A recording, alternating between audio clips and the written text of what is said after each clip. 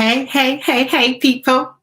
Hello, hello, hello, hello, hello, hello, hello, hello. It's Vymart again. We're live. We are live. We are very live. We are live. We are very live. Oh, that was me testing that I was actually live. So I'm going to set up. I thought I'll join 1 minute early. I'll join 1 minute early so that I can be sure that this thing right here, this setup is working. So if you can see me, please give me a thumbs up. Tell me hello. Say hello in, because I can see that I'm not the only one that is live. So if you can see my pretty face, please give me a thumbs up. Say hello in the comment section. And we are about to gist today. Ha! Welcome, welcome, welcome, welcome. I'll just give you guys some time to join in. Join in. This is going to be fun. Today is going to be fun. Yes, I am all set up. I'm going to put my monitors here so I can see all of them. We're live. We are live.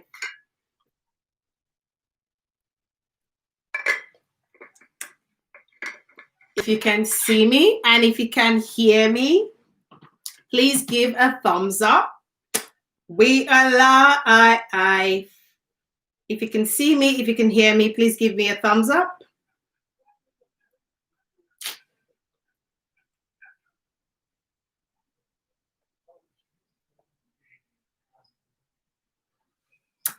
Hello, hello, hello, hello, hello, hello, hello, hello.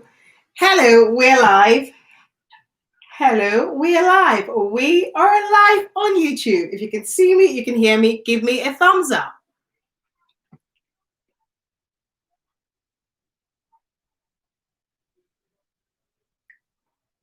We're gonna party tonight. Huh. I am feeling comfortable in this life situation that I am getting used to. So say hello and give me a thumbs up. Say hello and give me a thumbs up, please. If you can see me and you can hear me, give me a thumbs up. So I'm just gonna sit here.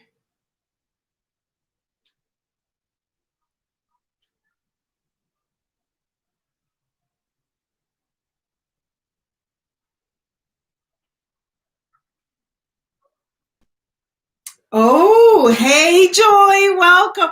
Hello, beautiful. Welcome, welcome, welcome. Welcome, welcome, welcome, welcome, welcome. How has your day been? Oh, Olichi, welcome. Hi, Jennifer. Well, see, we're talking about if women truly support women. And the first people to show up here are girls. I'm not making a conclusion. I want to hear what everybody thinks about today's topic because I have a view.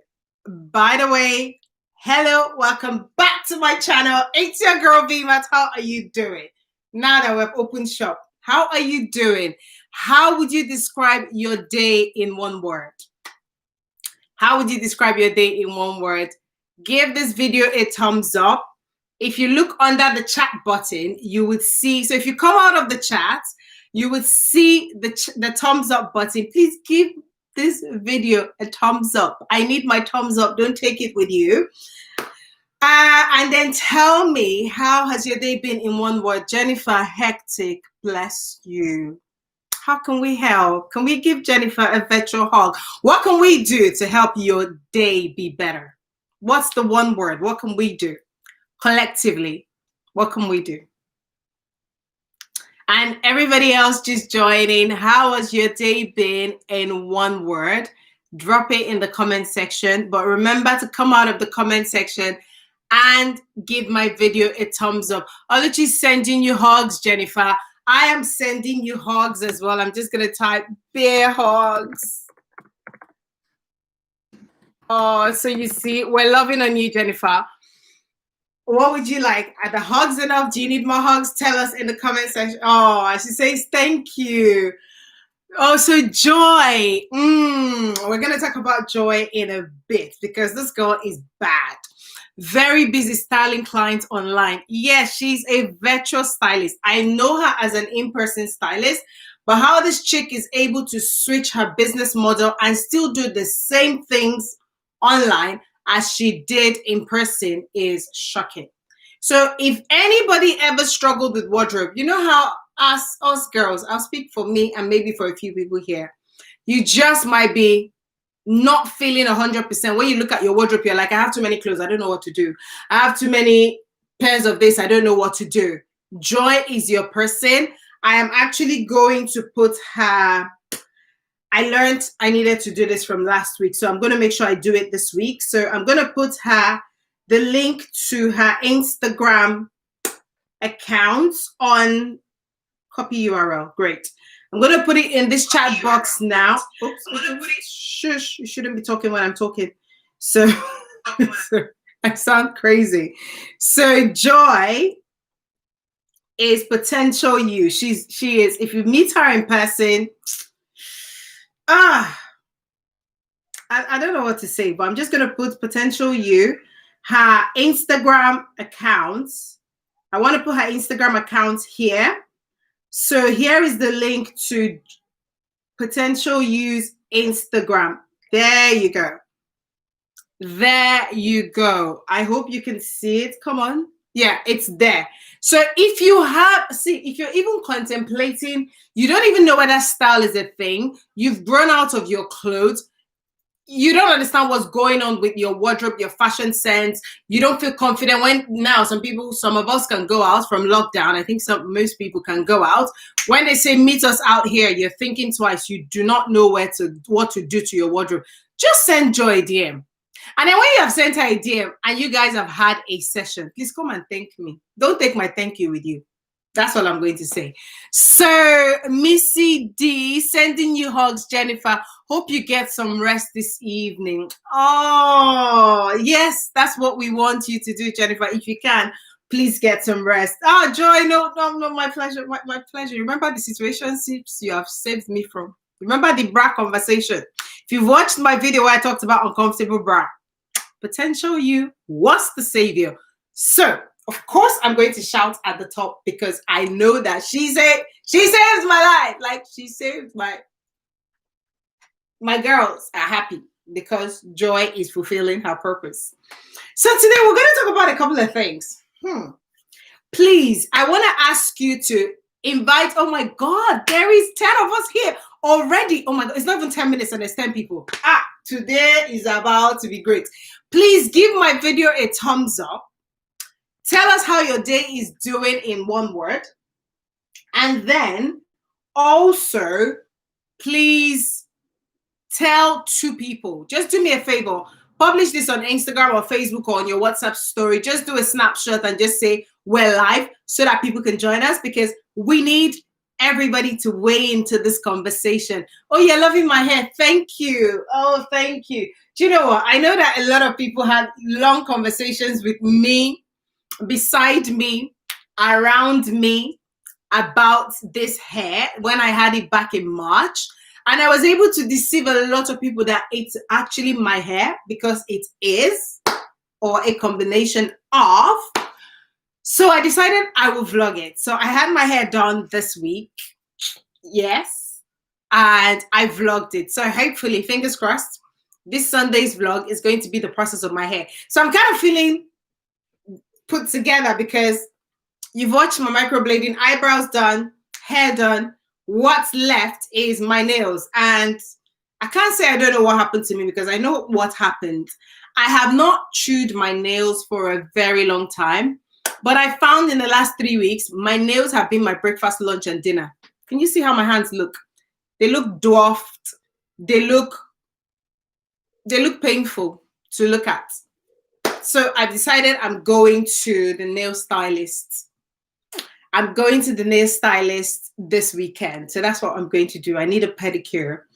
It's annoying because I spent money buying gel nail kits and now there are no nails. So we're going to go to a stylist to get the nails to grow back. Hey, Boma. Oh, my regulars are coming back. Hey, Glow Queen. Oh, thank you. Thank you. Thank you. Thank you very much. Thank you. How has your day been, Boma? In one word, tell me how your day has been. Tell us. We want to know how your day has been. Welcome, welcome, welcome. Who else have I not given a shout to? Olachi said, I'm guessing that's Oluchi, right? Oluchi said her day has been restful. Me and you both. That's how I feel my day has been. I am glad. I was going to feel bad, especially when Jennifer said her day was hectic. And Joyce said her day was busy styling clients. So yes, restful. I can totally relate with that. That has been my day as well. In a way, I was working, but there was not as much pressure as they typically would be. So, oh, Betsy. Welcome, girl. Welcome, welcome, welcome. So restful, brilliant. So that's me and you both. Right. Should we dive into the topic of the day? Or do you want to tell us where you are located? That's our tradition. We usually tell everybody in the comment section so that we can make friends as well. Where you are located, where are you based, where are you joining from today? I am joining from sunny London in the United of Kingdoms. I want to say sunny London. I have to look out quickly because, this weather can change on me right now and I will look like a liar. So let us know in the comment section, where are you joining from? Where's your location today? So, Boma, my day has been peaceful and quiet. Drop the kids up with grandma. Hey! Shout out to grandmas who can just help us lift the children away. I mean, I don't have kids yet, but when they arrive, my mother will come to this country and her passport will get missing. Like, her passport will lost. That's all I can say because, honestly, that's my goal and dream. So every day I pray for my mother to stay for the next 20 years. It's out of selfish interest. Because I need to do what you've just done, Boma. Drop them off sometimes. Oh, Jennifer says she's beefing Boma here. Oh, I know. Missy D is in East London. Betty is from East London. Okay, who else is joining? And where are you joining from? Let us know. And give my video a thumbs up. Come out of the chat and give my video a thumbs up because I need all my thumbs up. There's 10 of us watching. So I need 10 thumbs up. But the thumbs up is not complete. I'm counting it. I need YouTube to know that I'm not playing here. But more importantly, thank you for joining today. I want to do this more often. I feel like I am gradually getting brave enough to just come on YouTube and just have a chit chat about what's on my mind, about a topic that bothers, things that are important to me, about topics that I really wanted to address or I felt like it needed to be addressed has not been addressed. And I think last time we had this live session, people were suggesting that to help me grow my channel because I really want to grow my channel as well. This is my 3rd year here and I want to grow it. I want to make profits from it. I want to reach bigger audience. I want to feel like what I'm giving is giving back to me sometimes because it can be discouraging if I'm going to be honest. And so the suggestion that came through, Boma, you were there as well. So please tell me if I've understood your suggestions correctly. The suggestion was that I should do more regular live and that I should do a live stream every day in August. And I'm like, what would it cost me really? Not much, to be honest, because I have my setup. I don't even need the weather to be nice, even though thankfully it's in summer. I have my lights here and I can make it happen. But I'm not just going to have life for the sake of life. I want to talk about topics that matter to us, topics that if I was not on this side of the YouTube platform, I would hope that somebody I can relate to can do this. So that's the premise of all of this. Now, yesterday, I've been away from Instagram for a couple of days. And I came back on Instagram and there was like 16 plus messages, most of which was on women supporting women, challenge accepted. Did anybody see that challenge on Instagram or am I just making noise? Please leave a comment. Tell me in the comment section if you saw that challenge on Instagram. I'm just about to turn the Instagram live now so that people from there can join us briefly. So, Jennifer, you haven't seen one. Boma says she's seen One of them. Okay. Let me just type on here YouTube live stream. Straight on my channel. On my channel. Click link in my bio. Sorry, guys, 1 second. Link. Hey, Somi, we are on YouTube. Join us. Click the link in my bio and join us on YouTube so that we can talk about this women supporting women business. You know, I like a good chit chat, and today we're going to be here. So if you haven't had dinner, better be cooking your dinner as you're chatting, because I have my dinner prepared because I'm going to be here for as long as we need to. And I think I'm coming back tomorrow because I don't have Connect group. So my church meets on Thursday evenings. My Connect group in church meets on Thursday evenings, and I don't have Connect group tomorrow. So I'm thinking I'm going to come back here 6 p.m. tomorrow as well. So if you can see me on Instagram, please click the link on my bio. Join us on YouTube because we're about to get down on this topic of women supporting women. So Boma said she saw it. Jennifer said she actually haven't seen one. Really? Betty said she saw it. But this is because I haven't really been on my IG lately. Okay, that's interesting. Boma said, but people should just let people enjoy the social media space without having to make them feel bad. I saw your post about what Uriel said. Okay. So it's interesting on this one because I typically don't. I want to say don't is kind of a rounded word. I generally don't jump on bandwagons. The last one I did was Black Lives Matter because obviously the girl is black. But before that, I think there was one more that I joined. Don't Rush, I didn't do. There's a lot that goes on every now and again. You show up on social media and there's this challenge and I'm just like, what is it about? What is it again? But this one spoke to me because I know that there is strength in numbers. And I know that as a woman who is trying to hustle, whether that hustle is in the workplace, whether that hustle is with my passion outside of work, whether that hustle is in a new business that I'm building, whether that hustle is in building a family structure, I could use some support. And I was in two minds before I posted. I remember thinking about it, dropping my phone, and then I thought, you know what? This is a statement I want to stand for. Now, the question I asked myself was, is it a statement that I believe? And then I decided to post. And after I posted, I actually followed the trend and I wanted to see what the divergent views were. And boy, there were conversations that made me think, I'm bringing this to my channel. Let's just come and talk. So Boma said people should really let people enjoy the social media space. Yes. Betty Olechi said, I am not sure if people totally get the origin of the challenge. I didn't see your post, so not sure what Uriel said. So Uriel said, and by the way, Uriel is an actress. I'm just going to go back to my story. Hold on. Yeah, so let's go back to the post. So we have this new trend, black and white, post your pictures, support women. How is a picture going to support your fellow woman?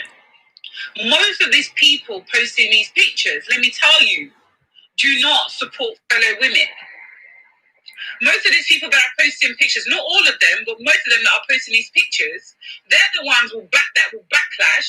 They're the ones that will want freebies from their friends' businesses. Now, I've gotten the biggest backlash from women. I've been called all sorts of names by women. You're fat, you're too dark. As of recent, when I started my meal plans and it got posted on Easter blog and I've been posting it, I had the biggest slander by women. Oh, it's fake, it doesn't work. Well, I've lost weight, obviously it does work. So, actually, you were asking, you hadn't seen Uriel's post. So that was Uriel's post that we've just seen here. Jennifer, you actually have let me show you your comments. So I just read your comments on there. You said every time women don't support women, Auntie, please, we all need to drop this idea. Where did it even come from that it's not always a statement? Someone might not support you or will support another person. It doesn't matter. It doesn't make them bad. Stop tagging it to a gender. That's a point of view. So I want to know what honestly, I want to know whether you think the hashtag is going to make a difference. What is your experience from other women supporting you? What do you do as a woman? I Deva TV. Hey, darling. Oh my goodness. Girl. Yeah. Welcome. I hope you're enjoying, Sha, as you're watching me. So I hope you're enjoying. I'm guessing you're having more fun because I've been trying with my Christian habits not to be jealous all week. But I love you right back. So back to the topic. So I hear the point, but I got different views. Hey guys on Instagram, click the link on my bio and join us on YouTube because this is where the party is going down. So I heard her views and I heard other views. In fact, I put another one on Instagram. Let me go back on my story. Hold on. Let me go back on my story. So my story was, there was another post that I put, support your friends like you support the celebrities you don't know. That was another point of view. And then there was one that spoke to me. I think, let me find it. Oh, I hope it's still there. Oh, there was the Genevieve one this morning. And I thought, that was a bit deep. There was one that spoke to me around somebody who wasn't interested. I think I stole it from a friend. Somebody who wasn't interested in joining the challenge and just said, do you know what? I'm not joining because it's just going to make a shift. That's another point of view. So let me read your comments. I think so I did watch it. Okay, I think it's about women in Turkey who started the challenge to bring light femicide and violence there. People criticize people. Why do we have to tag everything to women not supporting each other? Where did that statement even come from? That's Jennifer. I wonder if we need to understand the challenge before jumping on it. There are so many challenges and it's important to measure impact or ask why before participating. See, this is what I'm saying, that even I hesitated because I was like, another challenge to jump on. Another challenge. Do I really want to jump on trend? Do I want my name to be tagged among the trend? But for me, support is part of my value system. I feel like if I go alone, I won't go very far. But if I go with a crowd, my goodness, where I don't need to reach, other people will reach there. Or where I haven't been, other people would have been there. And by them being there, it would give me what I need. So I don't need to do it. So the why of the challenge, does anybody know why this challenge started? I think Betty started sharing. Please leave a comment and let us know. Missy D said, what was the Genevieve one? Genevieve just jumped on one of my favorite actors, DME, as in Genevieve cramped on him. He's a guy and he decided to do the challenge. If you're not following me on Instagram, follow me on Instagram. Follow me on Instagram. So let me read the Genevieve one. That was funny. So DME, the actor, said, challenge accepted. We rise by lifting others. Thanks to my style nurses for not nominating me. He now had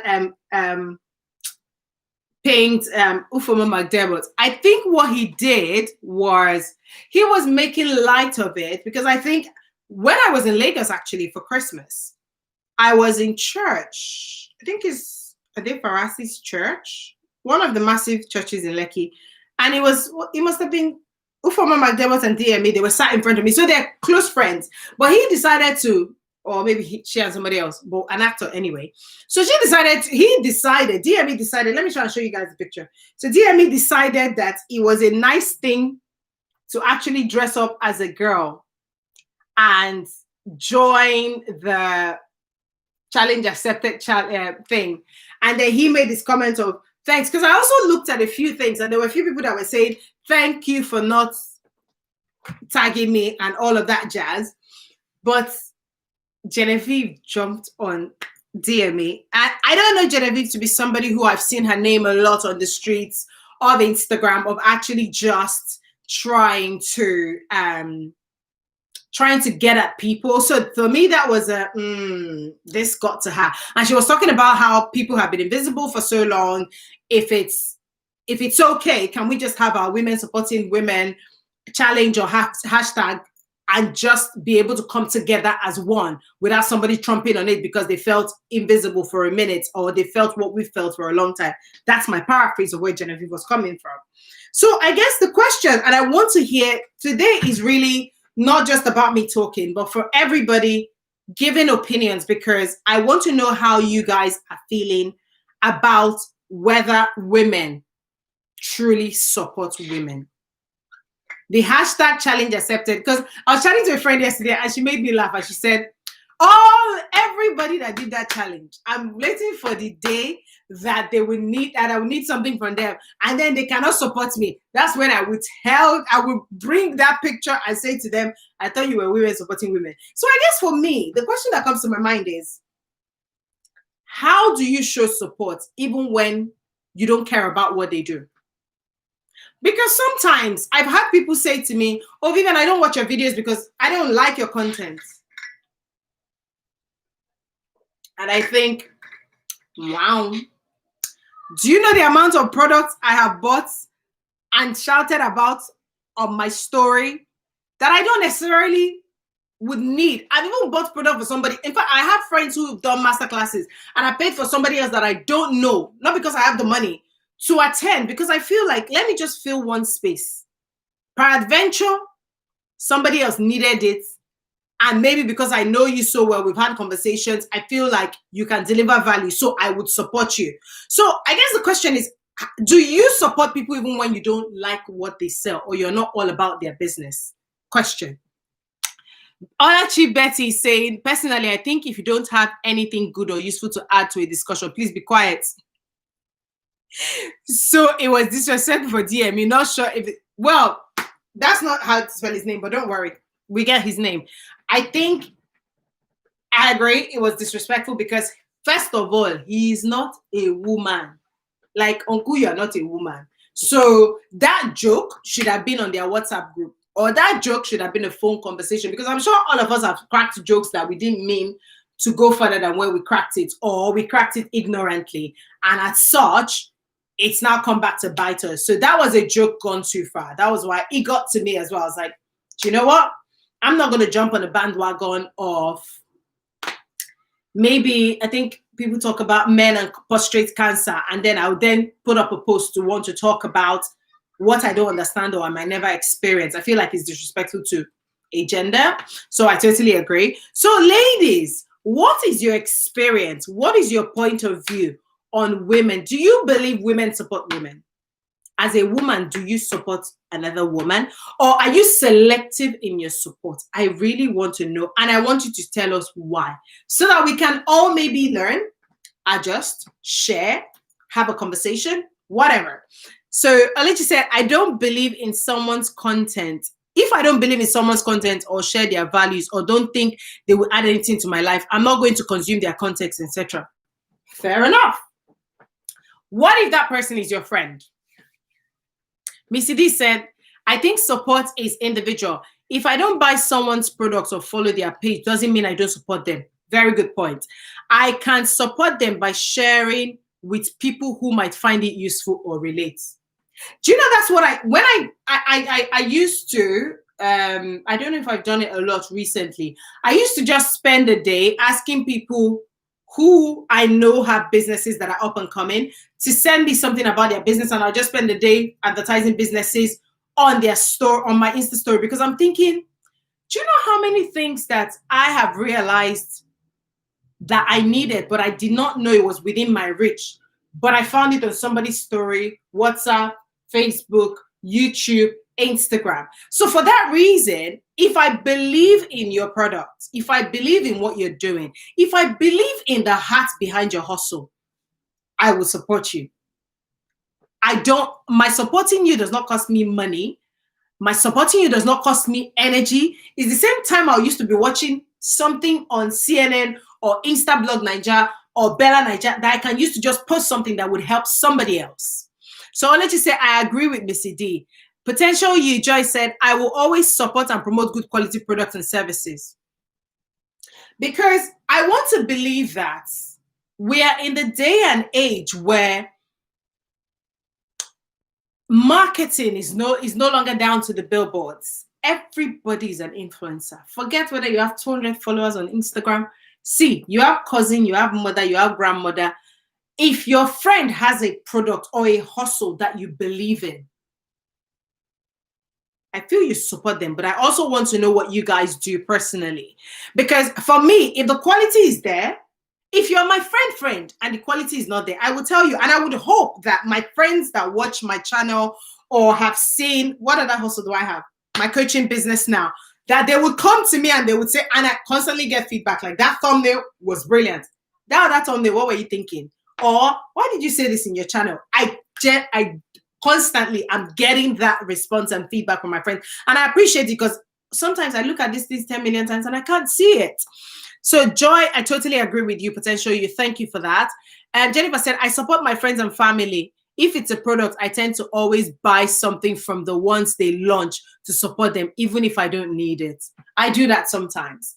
And sometimes if I feel like it's out of my reach and I can't, the least I can do is just share. Because you know how many people stroll on my story and stroll on your story and stroll on your feeds and your timeline. I appreciate that sometimes some people, myself included, don't want to clog our feeds with posts that are not relating to what we do generally. In your stories, it's free. Boma said, I have friends, I don't like their content. But once they are live, I try to join their life with another account. Let them hit their goal to hit 4K. That's supporting. Coming from another YouTuber, I can totally relate to that. Olachi said, please see my comment at 1826. From my experience, women support women. We lift each other up. See, that is the point I've been waiting for somebody to say earlier on. When women support women,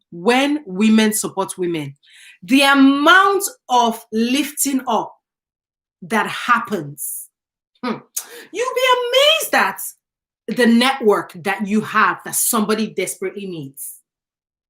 It would take me the rest of my lifetime, depending on how long God says I will last, to give you examples upon examples upon examples of how my arm has become longer because I know one woman that knows the other woman.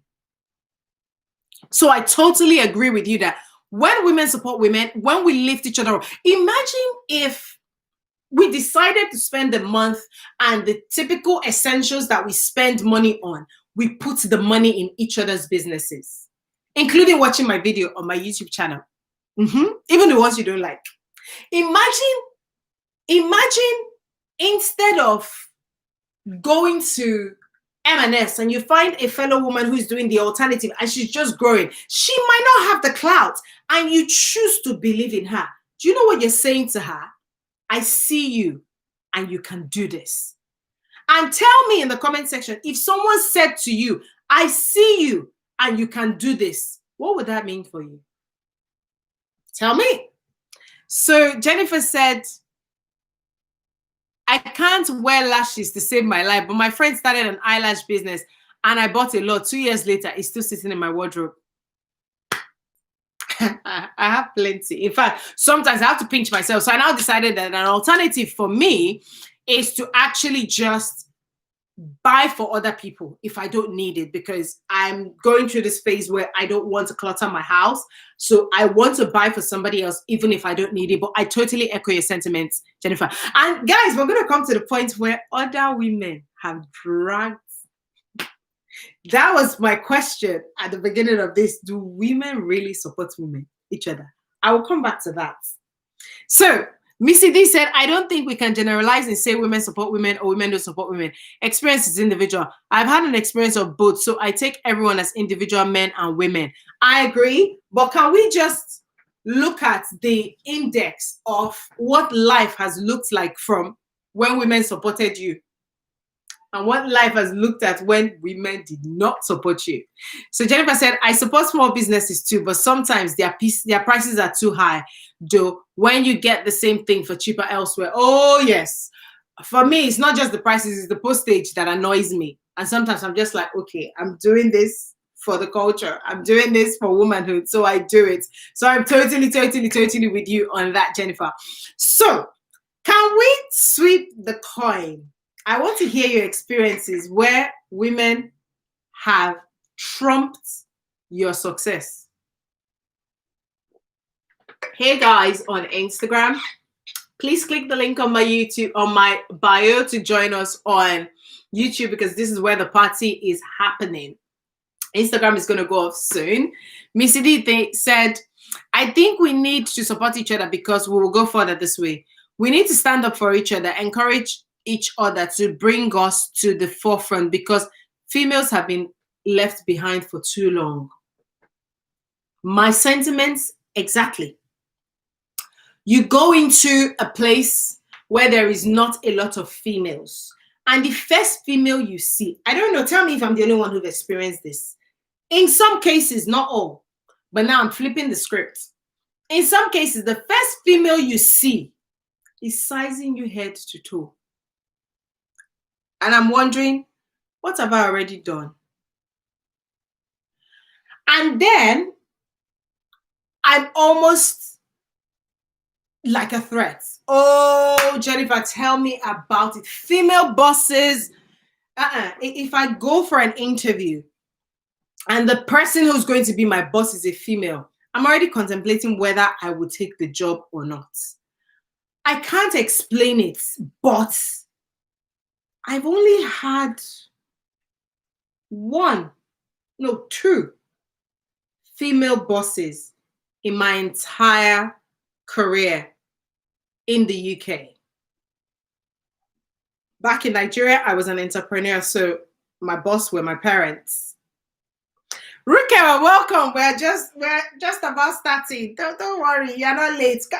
Calm down. I'm sure you're just joining and people are going to grab dinner. So make sure you give my video a thumbs up. Tell us how your day has been. And we're having the conversation, do women really support women? So you're not late.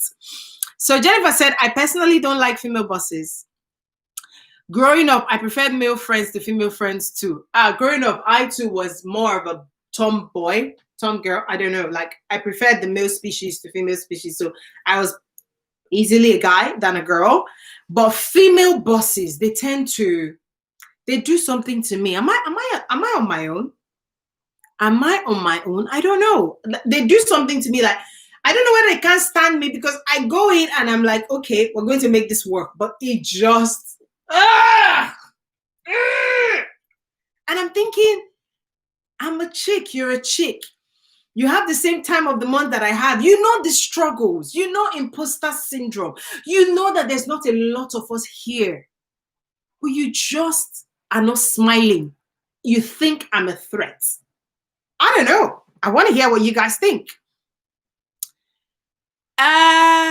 Missy D said, but have you had personal experience of bad female bosses, or is it just a stereotype? Let me give you a story of one. This one, I always tell this story because she's now become one of my acquaintances. She's not my, so in fact, if I put her on this chair, she might tell the story better. This lady pressed water out of me. I was working ridiculous hours. I was trying to get things done as much as I could. I was trying to spot where we might get ourselves in trouble from employment tribunal perspective. She was not having it. Whatever I did was wrong. Ha! And then I had more problems than I had praises. So my life outside of work was chaos. I remember I had just moved cities. I had moved on a shorter term contract. My visa was due to expire. I needed to be on a job to be able to renew my visa. I had all these challenges coming at me left, right, and center. Do you know, one day I just sat this woman down and I gave her a tip of my life outside of work. And she looked at me and she was like, oh my God, I didn't realize that this is what you've been dealing with. And in my mind, I'm like, if you knew, will it change anything? Did you need to know that? Was she able to change drastically? Not really. There was no opportunity because I left 2 weeks later to a better opportunity, which she said to me, Go and do the interview for the sake of experience, because if I were them, I wouldn't hire you. That's what she said to me. That's why I said she's in my circle. She's an acquaintance. She's not an enemy. So this is a true story I am telling you. One that it will be hard for me to forget, because that point in my life was so tough. I had all the hours darting at me left, right, center. Yet this woman just will not let. In fact, I would pick up my laptop at 4 a.m., work till about 7, shower, jump out of the house to get to work for 9, carry on the work, get home at 9. It doesn't change anything for her. You know the point where somebody helps you lose your confidence, that you doubt when they even tell you spell your name, like Vivian, spell Vivian, and you're like, how do I spell Vivian again? That was me. It was traumatic. Whew. Okay, let's go back to the comment section. Rukia says she's been filming. Hey, chick. Oh my God, you're doing your batch filming again. So, hey guys, Rukia Anuwa here is a fellow Agbo sister, and she's also a YouTuber, and she's growing so fast. So please check out her channel. So, Rukia Anuwa said, I had a female project supervisor. She frustrated my life. I'm not surprised. Please tell us the story. Tell us how she frustrated you and whether anything changed. She was basically a witch to everybody under her. Why? Why? Like, what do you gain? Exactly. Whatever you did was always wrong. Exactly. Exactly. As in, whatever you did. In fact, I had a project I was doing not too long ago. And because I'm quite introspective, I would always take a step back and say, so that conversation, that meeting that happened, was I harsh? Did I need to do something different? Blah, blah, blah. I would always check. And I remember having a retrospective kind of conversation with this person and saying, let's look back on how the project, how we worked together. And I want you to give me feedback. And we had this conversation. And one of the things I said to her was, do you know what? Next time, please push back more, because I would not understand the personal circumstances in there. And if you don't say to people, they would not know. And this person did not need to tell me this. I just got a sense of maybe I was pushing hard. And to her point, she was like, not really, but I'll take it because I needed to hear that to do that next time.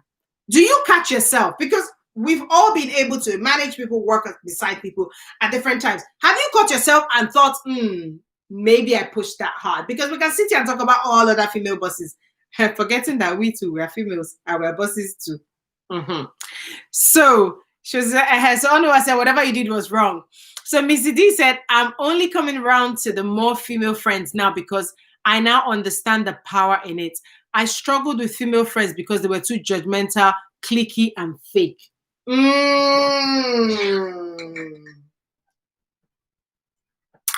Talking about fake, like, I really got tired when I'm in a circle of human beings, like adults. We are all laughing and celebrating this person. And a few people are texting around and gossiping the same person that we are celebrating. I'm just like, what's going on here? Like, what is going on here? Or, now, this is the part that gets to me. When you are on social media, whether it's a YouTube video, on Instagram, on Facebook, or whatever social media, TikTok, whatever social media platform that you use regularly, you notice that when there is something to castigate a woman, check the comment section. Women are there with their wrappers and their t-shirts and their high heels and their suits and their play suits and their swimwear and their dinners and the comments, the horrible comments are coming from fellow women. They are. So I wouldn't say I got fed up of having girlfriends, because I've had girlfriends for a long time. It just used to pain me. And then one it just used to pain me. I just sounded very, very Nigerian right now. I'm proud to be Nigerian. It just used to annoy me.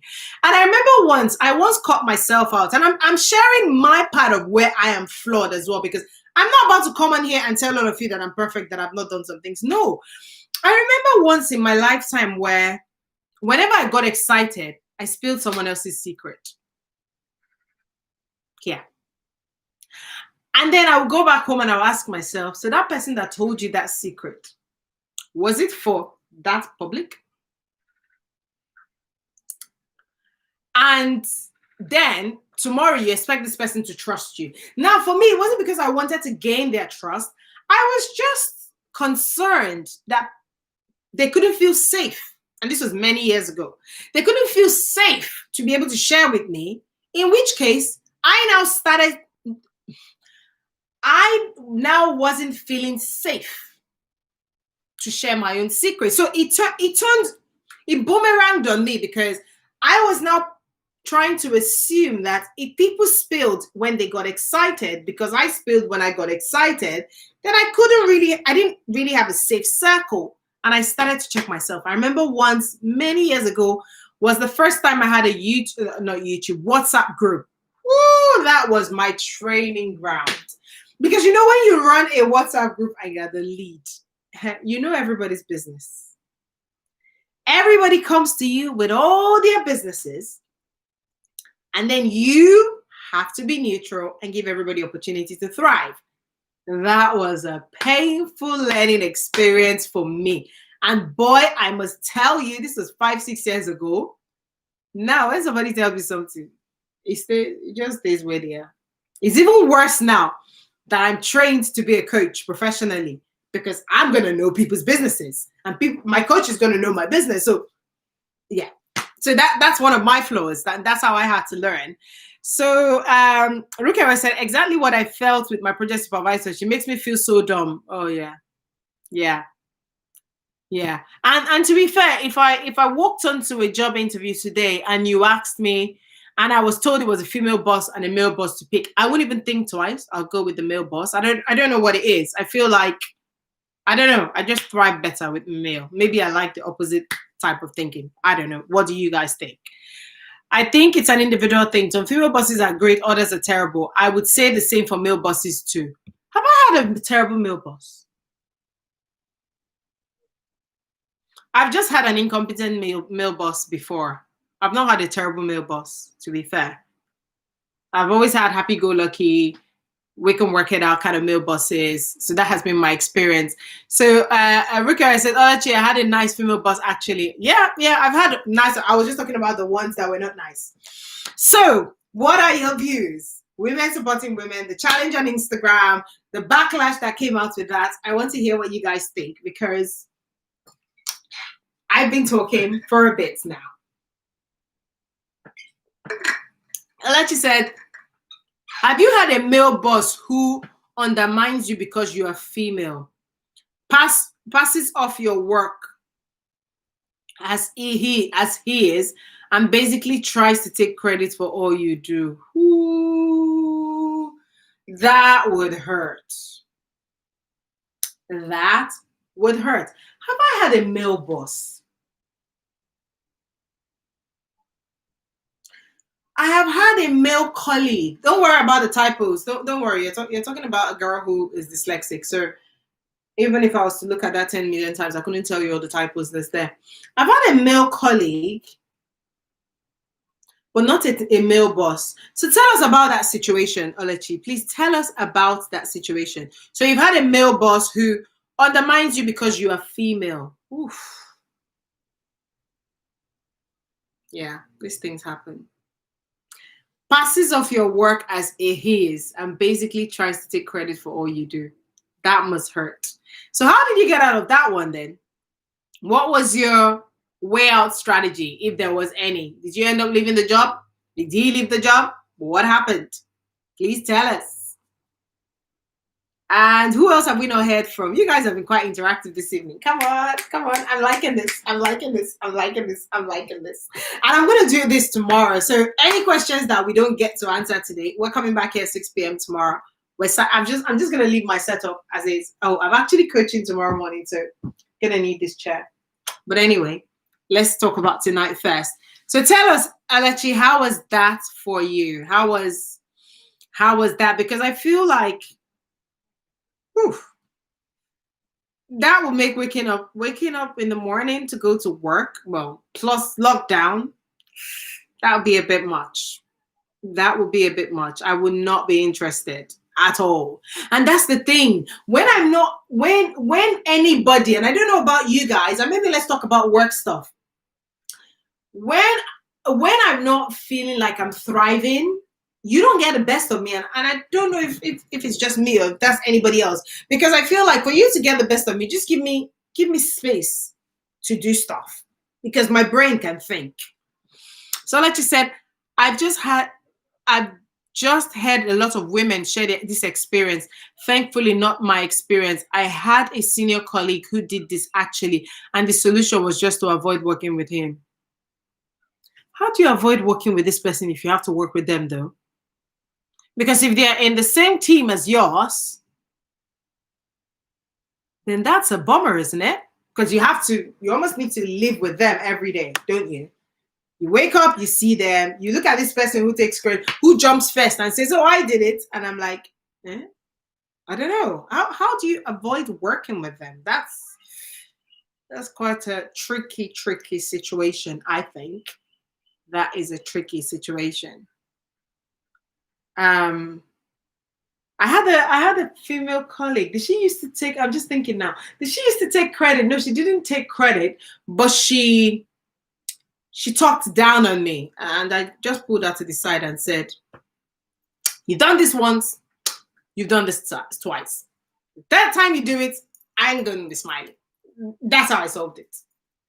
And the second time she did it, before I pulled her back in the room, I just said to her, just so you know, I'm not the only person who said you talk down on people this way. I think that got to her. And then she was also going for promotion, so kind of calmed her down. But the annoying thing was, the few people that I spoke to and said, this person talks to me this way. Is it just in my head, or is this how she speaks?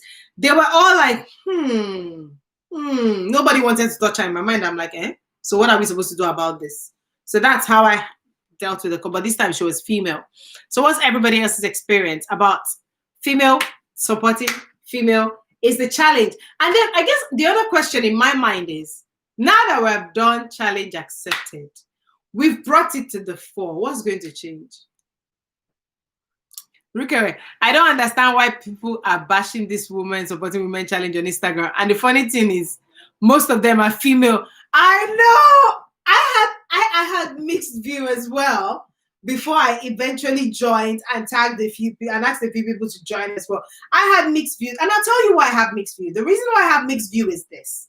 I have mixed view because I don't know. I've said this before and I've been criticized, but I don't think my view has changed, so I'm going to say it again. I don't shout for the sake of shouting. I don't scream or join a march or carry placard or even protest for the sake of it, because I feel like there are people who are born to do those things. I don't think it's I don't have energy for it, because I feel like after I have finished screaming, what would change? So I asked myself the same question. Now, yesterday, I was like, after I have finished posting now and joined this challenge, what's gonna change?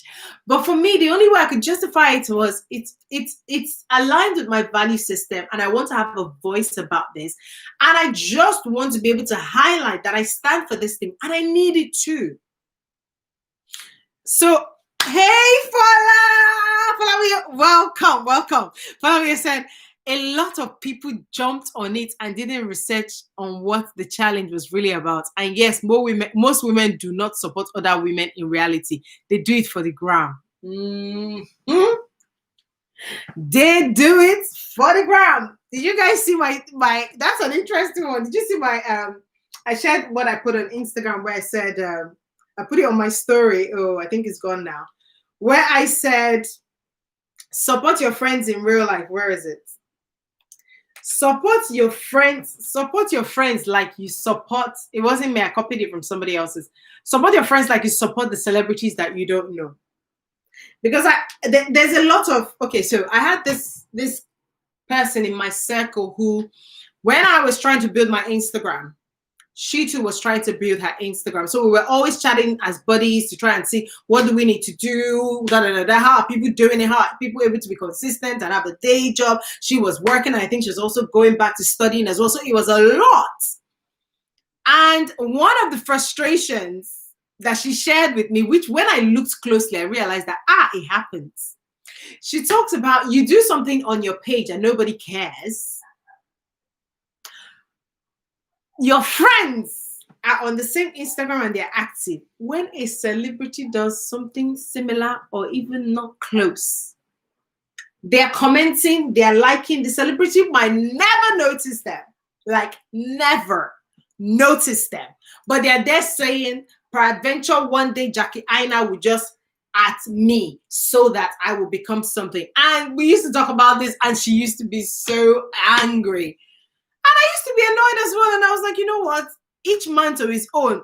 What am I gonna do? Am I gonna kill the person who does not want to support or comment or promote or whatever? But the point is, before there was Instagram, and even after there's Instagram, there's the reality. What is the reality of women supporting women?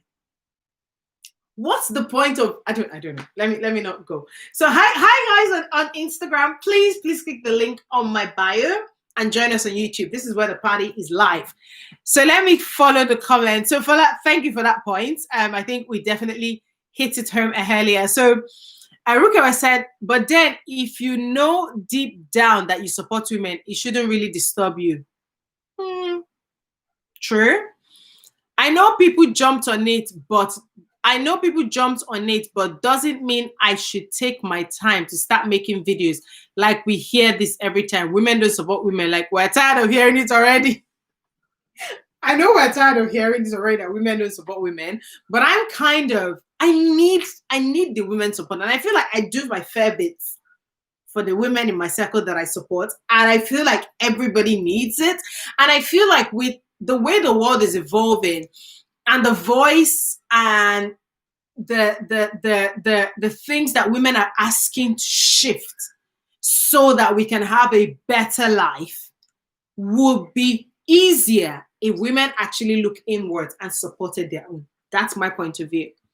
Ruka said, I feel like everybody should do their part and leave the people not supporting alone. I'm not going to leave them, because they are women. They're going to be mothers, or maybe not mothers in the future, or aunties alone, but they're also going to have daughters who are going to be friends with my daughters and my sons, or acquaintances. I don't know.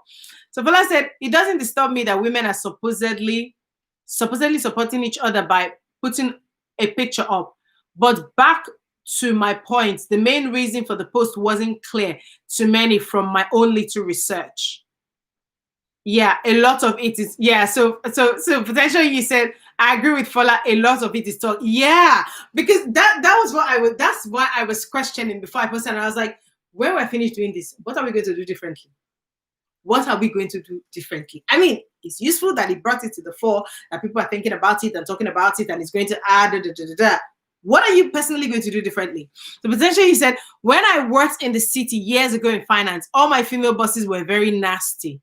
Now, as a female boss, I try to make a conscious effort to be kind to my team. Potential you, I could not agree with you more. It feels like somebody once told me that when men, I don't want to compare men to women, but let me use women specifically. Hey, Pretty 19, please click the link in my bio and join us on YouTube, because this is where the party is happening. Somebody once told me that when women climb to the top, they kick the ladder so that nobody else can come.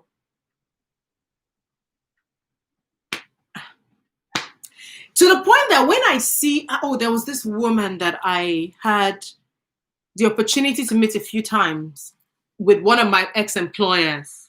Boy, we still chat on LinkedIn. And I remember when I was leaving that company, she said to me, I'm giving you 6 months. I was like, no. She said, I'm giving you 2 years. When you're ready, you can come back. There's always a place for you.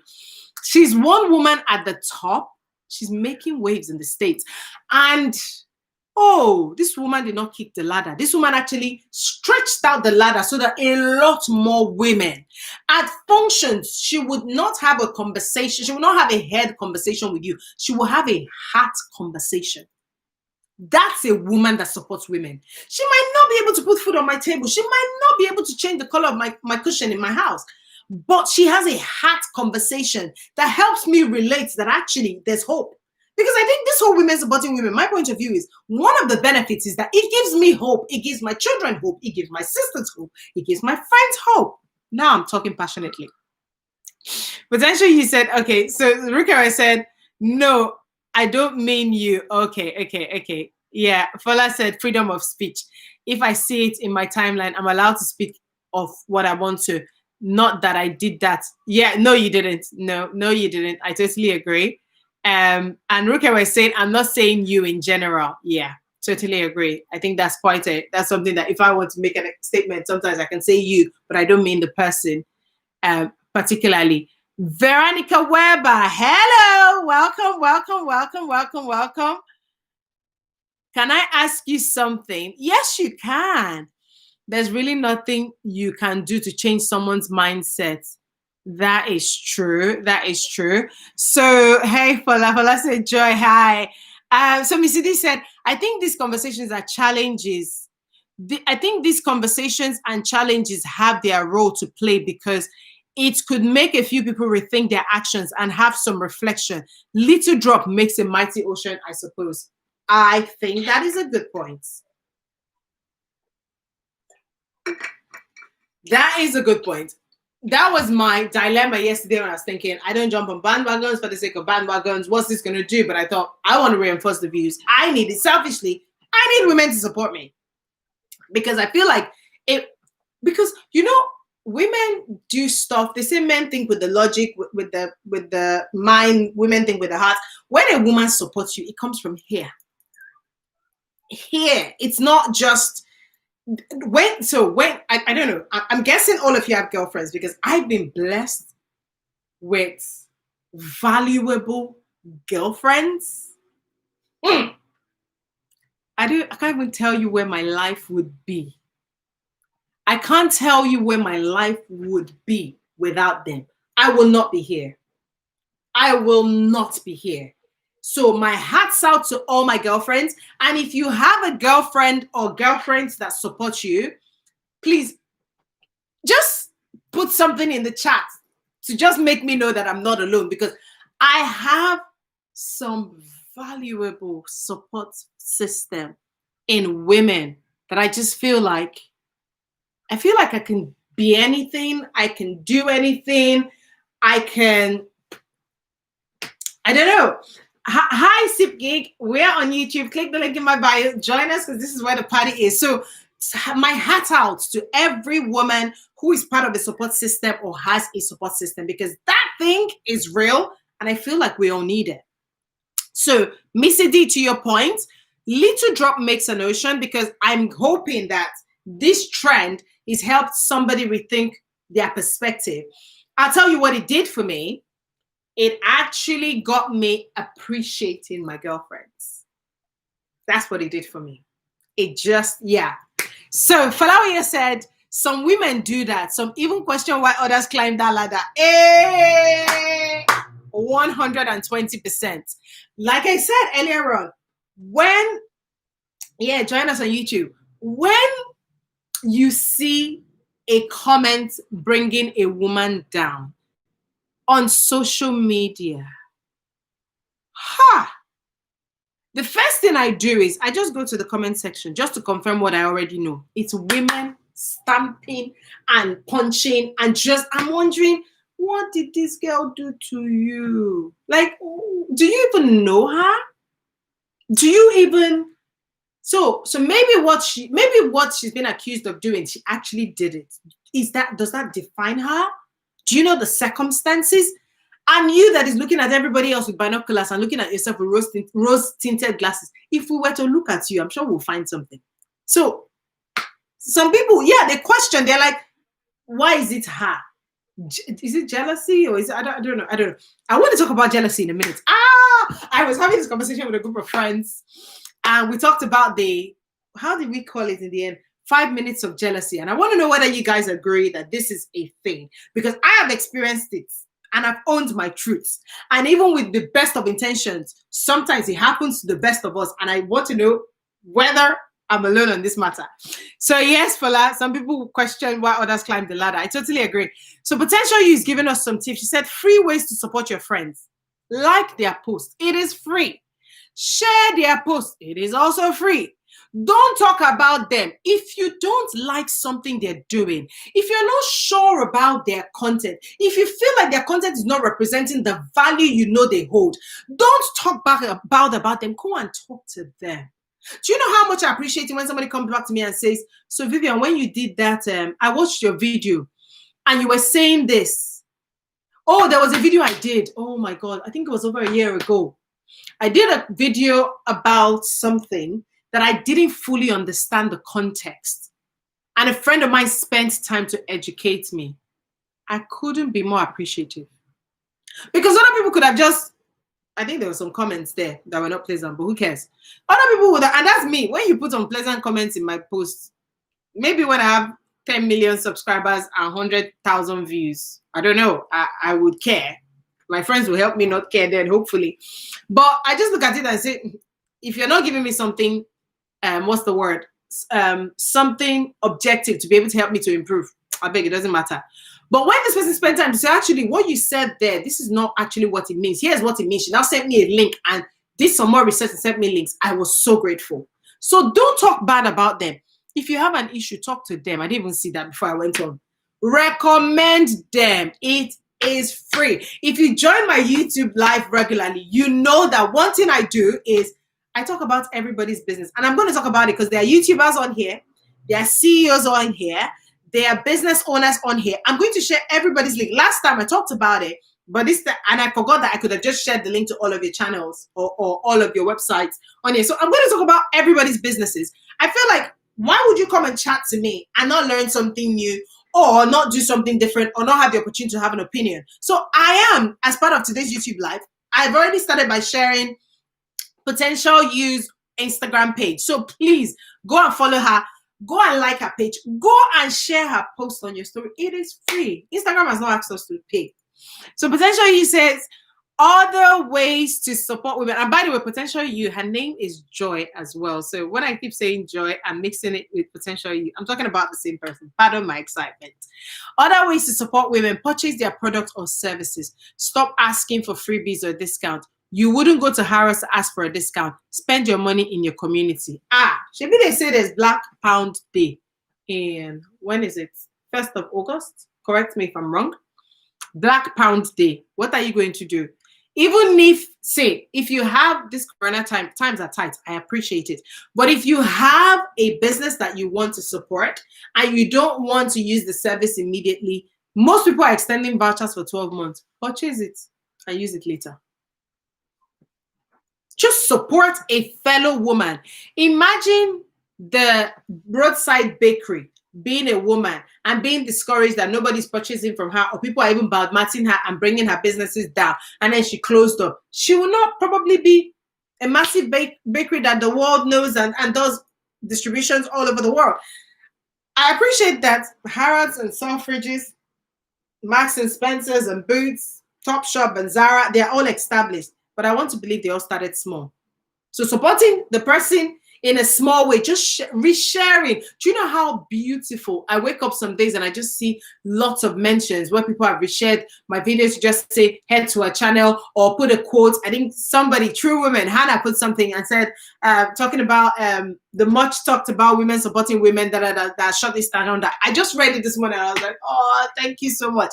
It just helps one woman keep going. Like, just put one foot in front of the other, because they don't feel, because sometimes, I don't know about you, you can feel the tendency that nothing is working. But when your community of women, I'm not talking about all the community now, I'm focusing on women. I'm not talking about uncles, cousins, friends. I'm talking about women. When the community of women support you, I feel like you can take that step further.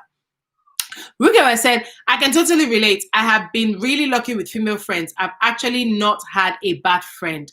Wow. I almost wanted to add, I've not had a bad friend yet. But if you haven't had a bad friend this far, you is good. Well done. I feel like bad friends are experiences. And I don't think they're totally bad. They're just bad for that season. So it's one of the experience. Otherwise, you won't know what it does feel like.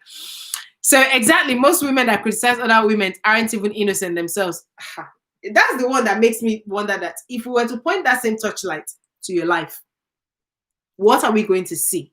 So you can just sit here and pretend to be righteous, like self-righteous, and just look down on everybody else and say, that one, their life is not pure. That one, we know she's doing this. That one, just continue. Because if you're pointing one finger, 5 more are pointing back at you. So another thing I wanted to talk about is, so now this is not coming from a place where you feel jealous, you feel, is it strive? Is strive the word? Where somebody has something and you say, why not me? No. This is an emotion that you feel when somebody has something that you're also praying for, and for a hot minute, you catch yourself feeling off, but it doesn't last.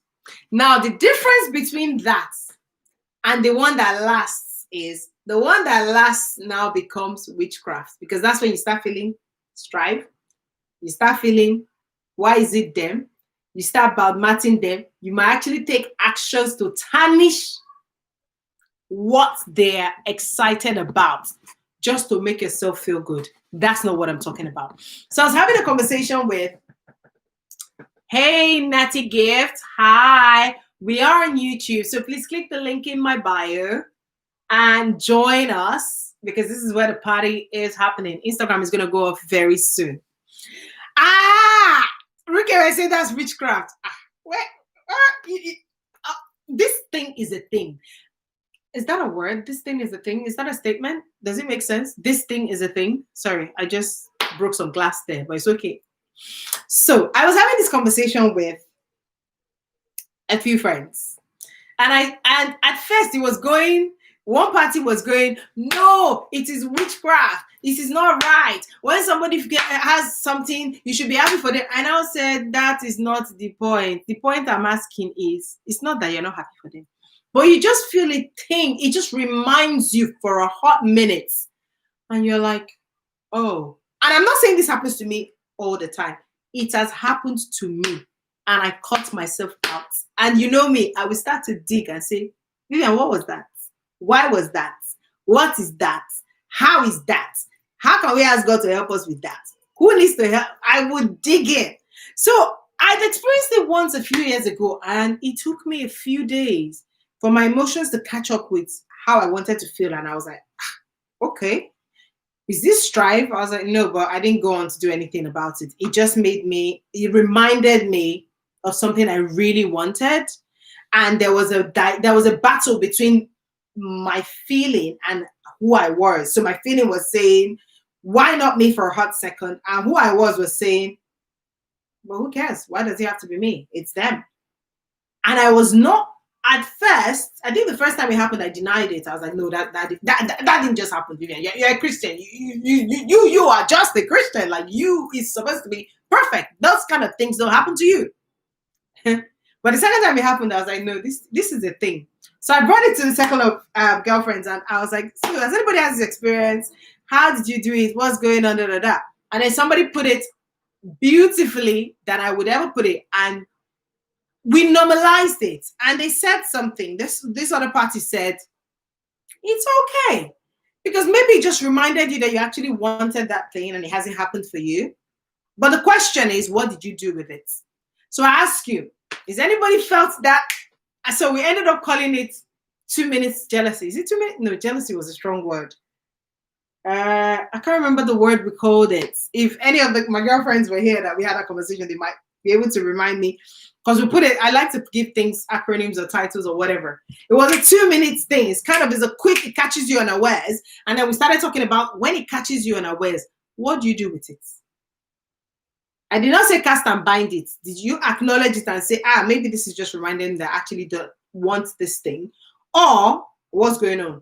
Like, why are you feeling that way? Rather than sitting on it and then it becomes this humongous thing. And then that's a person supposed to be your best friend. You just find yourself bitching about them.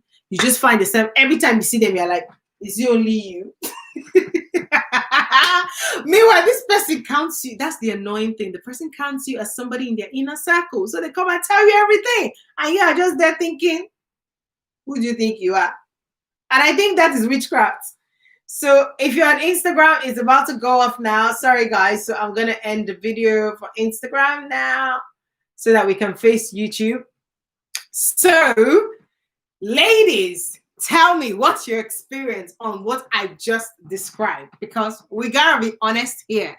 I don't know if anybody is a saint, because I'm not a saint. I have no plans of being a saint on my channel. I want things that we feel, and I want us to be able to learn and grow from it. So has anybody experienced the 2 minutes, let's just call it 2 minutes jealousy for the sake of tonight? Has anybody experienced it? What are your views? Or have you just listened to me and thought, I thought this girl was a Christian. I think people realize that she's a hypocrite. Like, so you feel that way. Auntie. I don't feel it every time, but I've caught myself once or twice when I felt that way, and I've addressed it. So back to you. Does that sound familiar?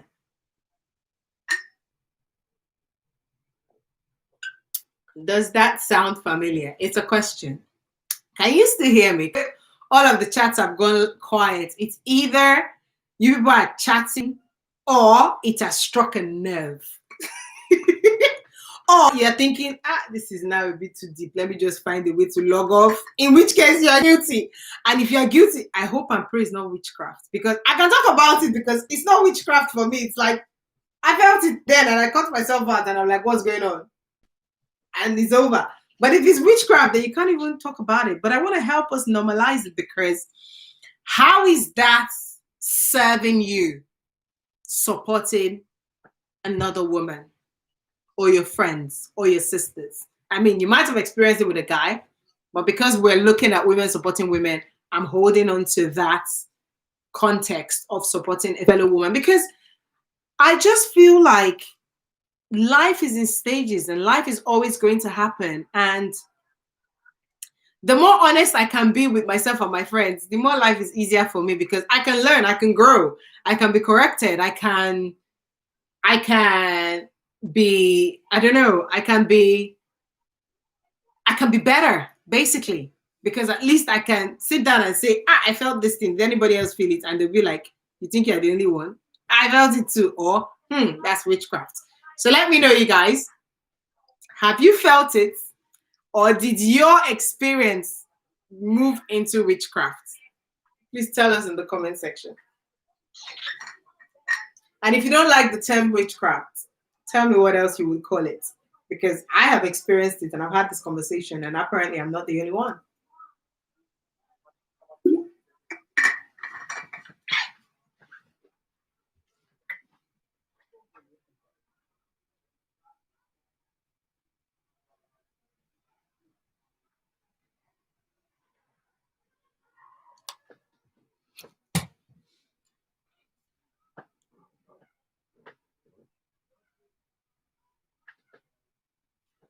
Okay, part of me is feeling like my internet has frozen because nobody's saying nothing. Is my internet frozen, or everybody's just contemplating how to approach the matter? Have I brought something that's too deep? For those of you that want me to do a live stream regularly, you don't know me. I don't do surface as such. I like to go deep.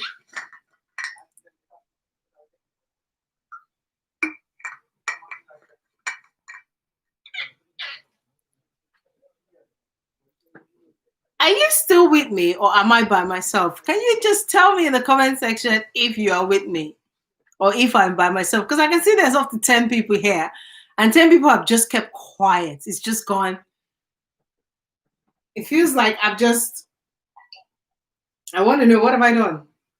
What have I said that has hit a nerve or cracked all the nerves that's making everybody go, what is that?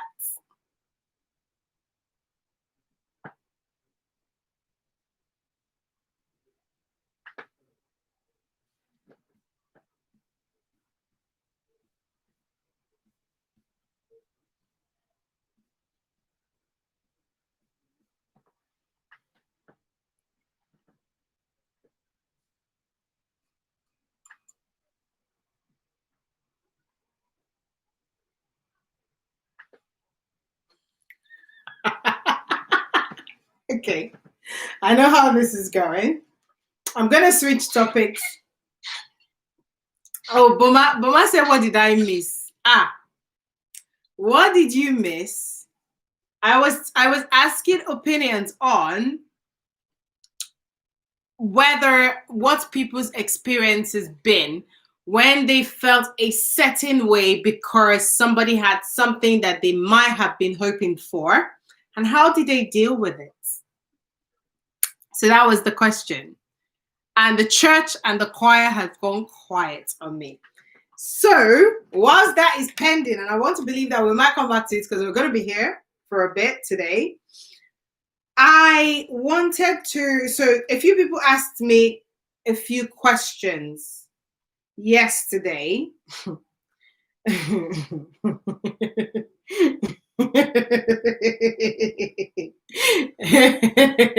One of the question. One of the question. One of the question. One of the question. Oh, thank you. Thank you. Thank you. Thank you. Thank you. Thank you. Thank you. Thank you so much for this, Betty. One of the question that I was asked, I didn't even know what to say. I said to people on Instagram, please ask me a question. And I'm trying to find one of the questions that was asked. And I guess it's a question, right? So where is it? I saw it yesterday and I thought, okay, let's just save this till tomorrow. Oh, where is it? Oh God, it would annoy me if I can't find the question. So one of the questions that I was asked was, yes, I got the question.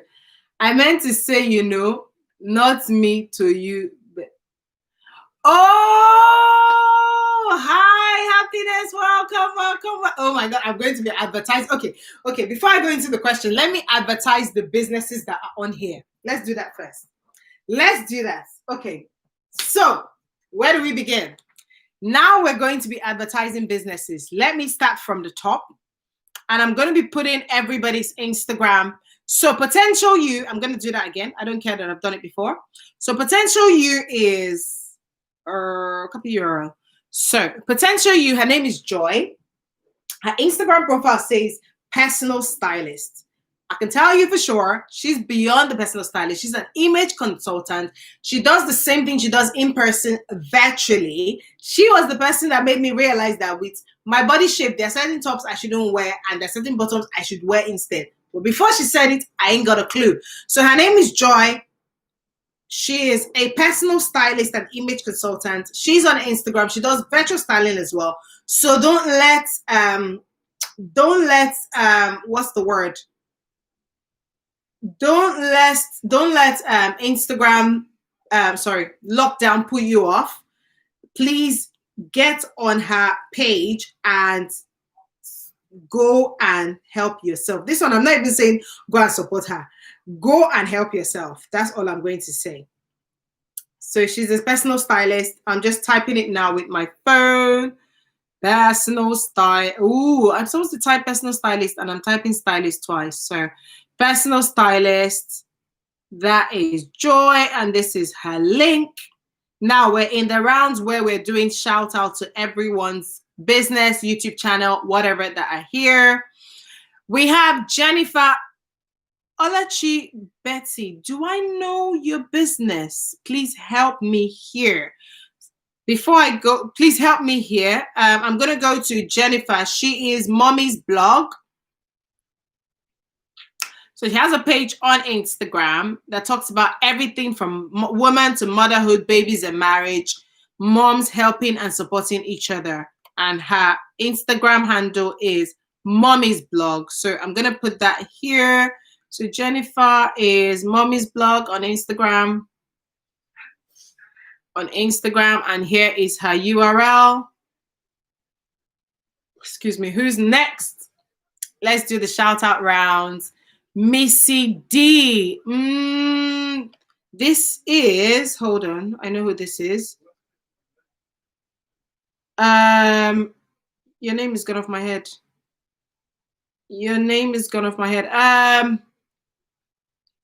Oh God, your name is gone off my head. Shoot, I've just gone blank. I've just gone blank there. I've just gone very. Your name is literally gone off my head. So I'm gonna come back to you. So Boma is a fellow YouTuber.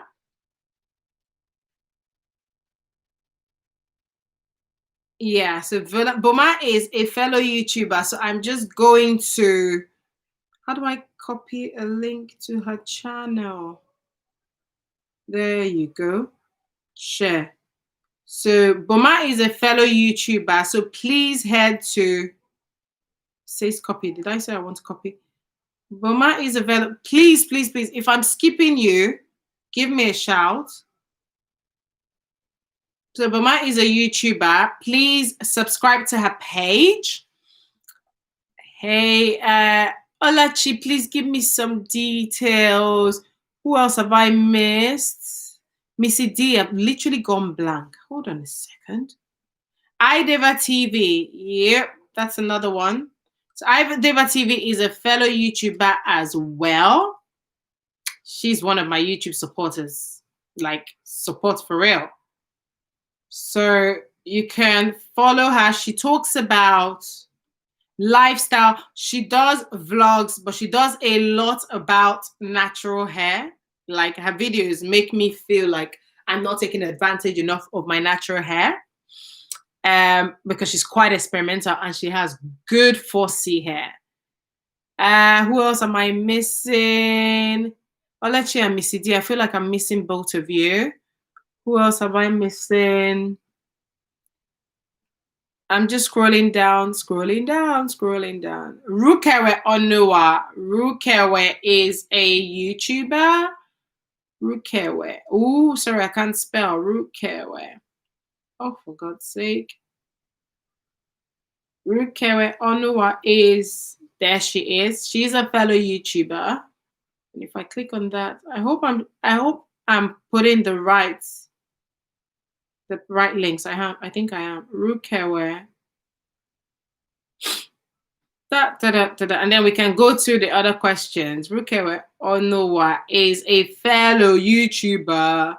She is growing like crazy. I was thinking about her this morning and I was like, this is the kind of YouTuber that's going to hit 10K before you know it. She talks about how to start your YouTube channel. So in case you wanted to start your YouTube channel, Rukewe's page is probably the place to go and sit and watch. And she tells her thumbnails. Yeah, I think she should take over doing my thumbnails. Who else do I? Missy D and Fola here. Oh, Fola has a private page on Instagram though. Oh, sorry, I just clicked on. I don't know why I clicked on. Yeah. Okay. Fola, would you like me to add your Fola, would you like me to add you? Let me put this person on timeout because I put this user on timeout. Yep, I've done that. So Fola, would you like me to add your page on here? Any happiness is into beddings. So yeah, I put you on timeout. Oh, did I see your first message? I don't know if I saw your first message though. Where is it? No, I don't. I think I missed your first message, happiness. Sorry. So, Henny Happiness sells beautiful beddings. So let me. Oh God, sorry. Hold on. La la la la la la la la. Hold on. Wait a minute. Just hold on, caller. Hold on. So any happiness is the last one that I want to add. I think I'm missing other people. Missy D, I feel like I'm missing yours. And Olachi, please help me here. Fola, let me know if you would like me to add your personal page on here. And then Where is hold on. Okay, I know where to find it. Sorry. Happiness, I think I've missed your hold on. Hold up. Wait a minute. I'll get it. I'll get it in a second. Where is the link to your oh, where's the link? Where's the link to your beddings? I can't oh.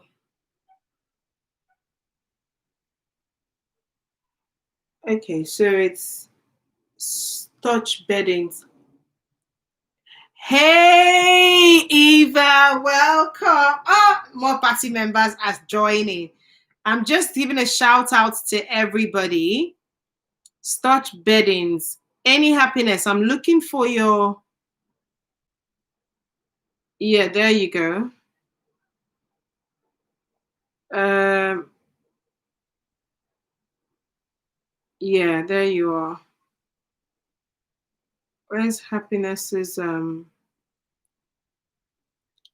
Fiji Designs? Where's your beddings business? Mitchell bed. Oh, thank you. Thank you so much. Thank you. I was literally just scrolling through in Instagram and trying to remember. Me too. Me to you beddings. Yeah. There you go. There you go. Me to you beddings. So any happiness is got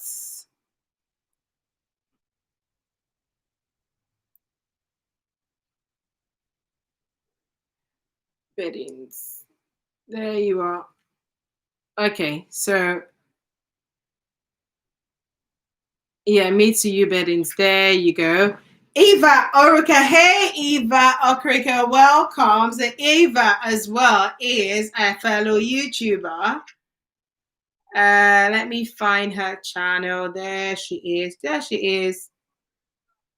Eva is just starting, you guys, and I know she's going to do well. So please go and subscribe to her channel to show support. We're talking about women, supporting women, and I'm going to put her YouTube channel here, and then we'll go back to the questions. There you go. So I feel like I haven't spoken to I feel like I haven't reached out to two people, and I'm sorry about that. So Missy D and Olachi, please send me a DM. Send me what you would like me to to um to advertise for you, and then Falawio, I'm just going to take the liberty and just put your page on here because you just never know. You just never know. You just never know. And I'm just going to pop it here. You never know who needs who that knows who. Missy D, oh, thank you so much. Thank you so much. Oh, no, you're back. Oh, Missy D, thank you. We're still going to be here. The gist is just starting. Now I want to balance for part 2. And at some point, I think I'm going to try and make dinner or have dinner. Oh, no, you're back. Yes, there's still a few of us at this party. So welcome back. Welcome back, Onua. Missy D, I have nothing to advertise, and I no longer use Instagram accounts. Oh, okay. That's fine. That's fine. I just wanted to be able to advertise something in case you would like for us to talk about something for you, because we cannot live here talking about do women really support each other and saying that we would like to support each other and not eventually be supporting anybody. So let's go back to the topic of the day. So somebody asked me a question. Do you want to hear the questions that came through? Because I didn't share all of them on Instagram. If you'd like to hear the questions that came through, tell me in the comment section. You have to. Let me start another Insta live that I'm gonna cut up soon. So tell me in the comment section if you would like to hear the questions that came through. Tell me in the comment section. Tell me.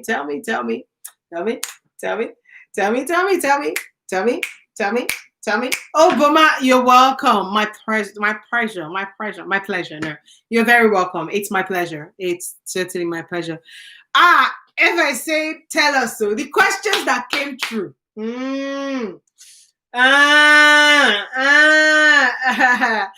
Do you would like to hear? Okay. If you'd like to hear, I need one more person to tell me they'd like to hear, and I'll tell you.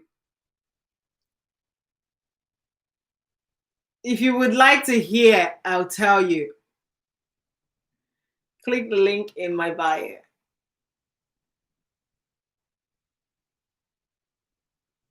I'm just typing on Instagram.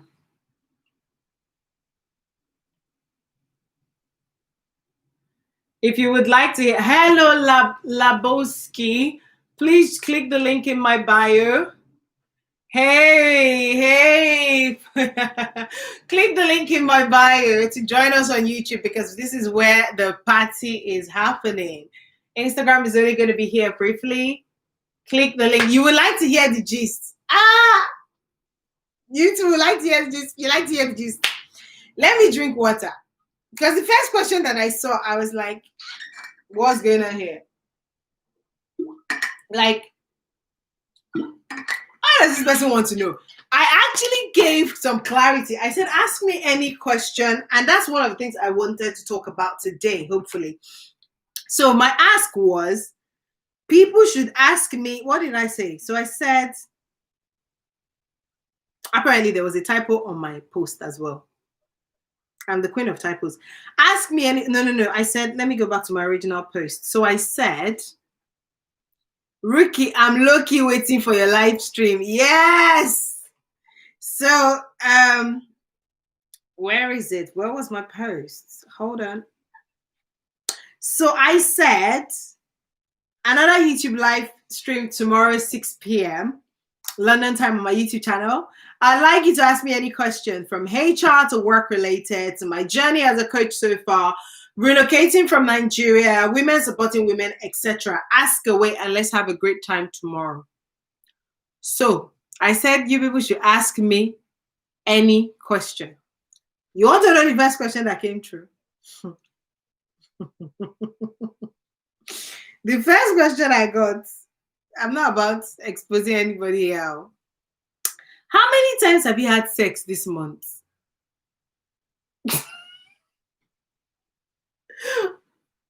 Natural Healing Foundation, please join us. Click the link in my bio to join us on YouTube, because this is where the party is going down. How many times?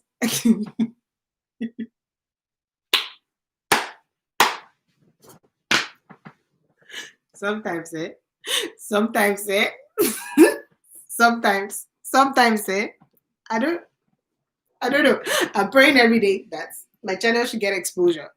But sometimes I don't know if I'm even ready for the kind of exposure that my channel is going to get. So when I saw that question, I didn't know whether to breathe or whether to laugh.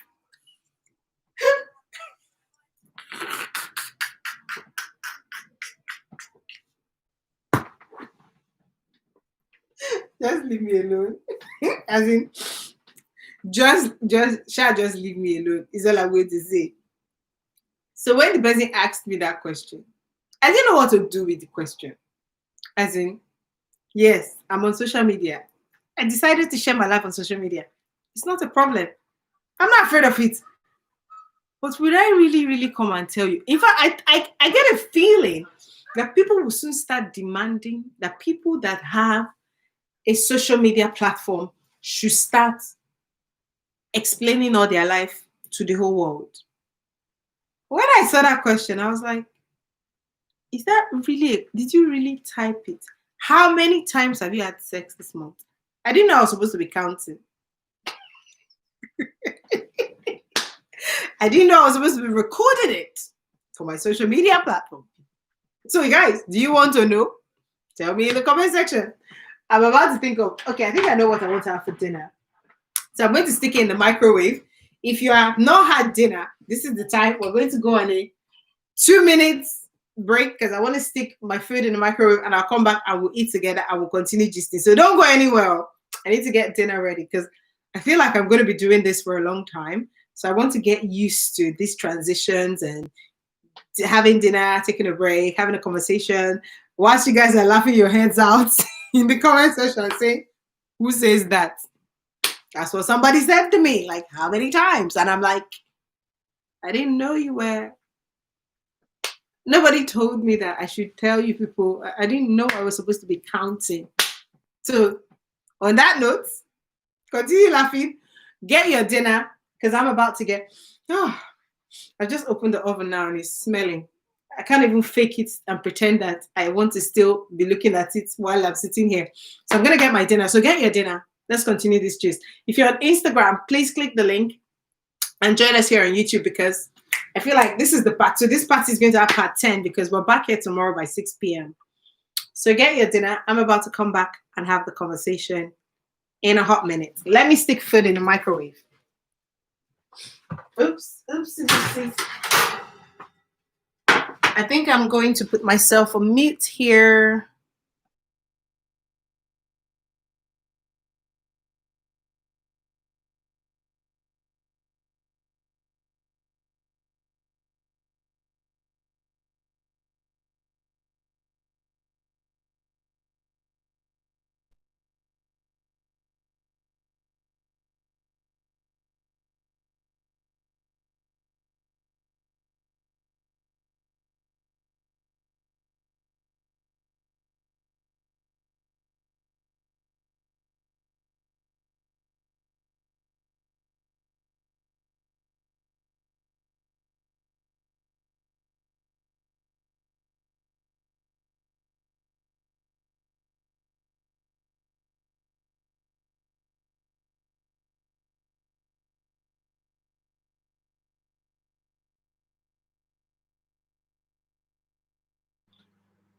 Microwave.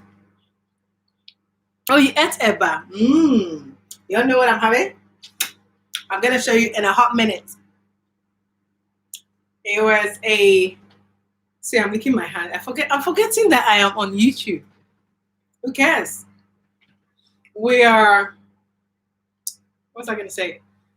It's a leftover from yesterday, actually. I had it for dinner yesterday, and I was like, it's an okay-ish dinner, especially if I'm going to have an evening where I'm spending a lot of time talking. I need something to hold me together. So I will show you what I'm having in a hot minute when it's ready. It's now in the microwave. So yeah, people wanted to know.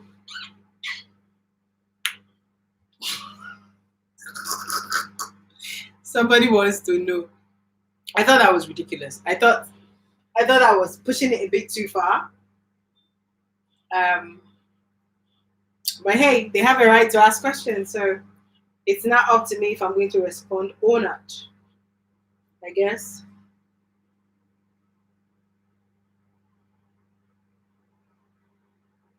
So I'm going to now look at the other questions that came through. One of them is actually one that I would like to talk about.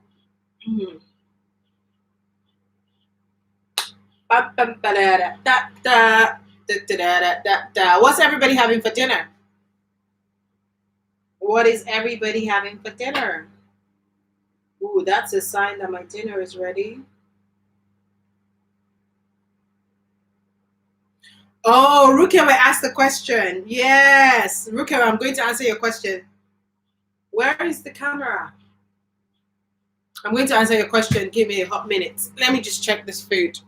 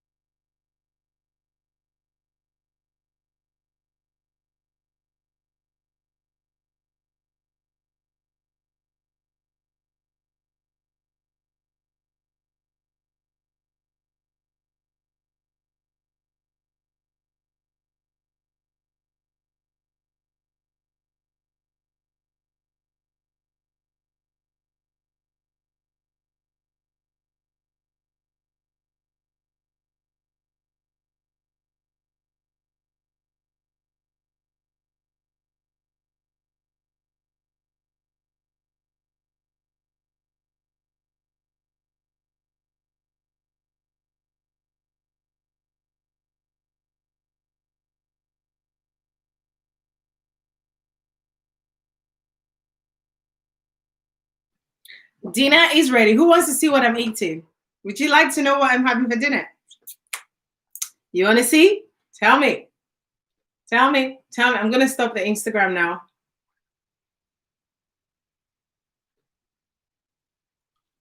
Who wants to see what I'm having for dinner? Excuse me. Tell me. I can show you. I'm having, oh, it smells so good. I'm having ribs, roast potatoes.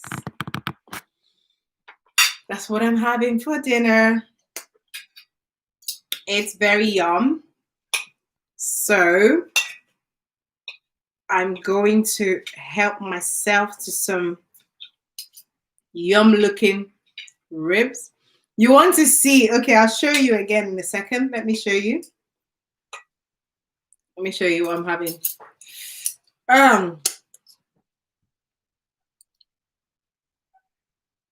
Yeah, you have a can you see? Yeah. So I'm having some roast pork ribs and roast potato. It was actually dinner from last night. Let me come and join me. Yeah, come and join me. Come and join me. So, Eva Aruka, you have a question. Go ahead. If you don't mind me chewing, otherwise I'll put myself on mute. So, what's your question?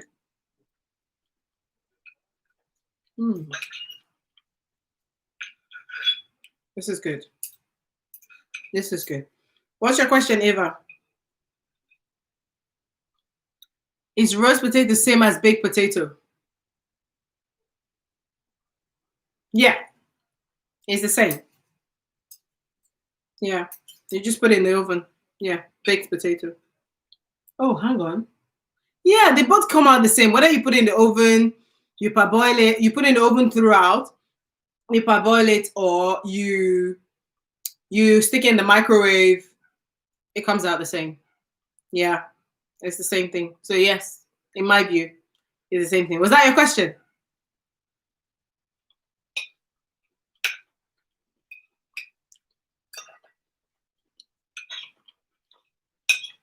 So we had a question about I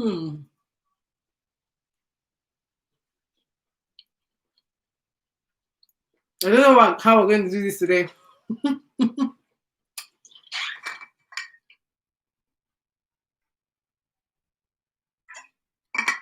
once I'm making her hungry.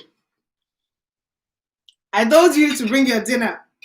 That today and tomorrow we're spending evenings together.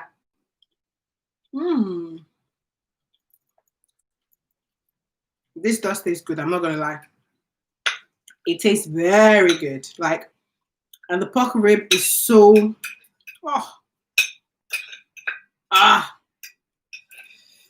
it's so soft. Is all I can say. The goal of this was not to make anybody hungry. I'm guessing that we're all having dinner. It's dinner time, right? So I didn't want to do one of those things where, because every time I get off, that's why I decided to start my YouTube live quite early. Because most times when the gist gets tough and I log off, maybe because I want to rest or I want to have dinner or I feel like I've talked a lot and I just need to chill, I get DMs saying, Vivian, the gist was just getting tough. Why did you stop? So I thought, okay, I'm going to try and bring myself to this meeting until we're all tired and nearly sleepy and then we can log off. So do you guys want me to not eat in my live stream? Tell me and I won't do it again.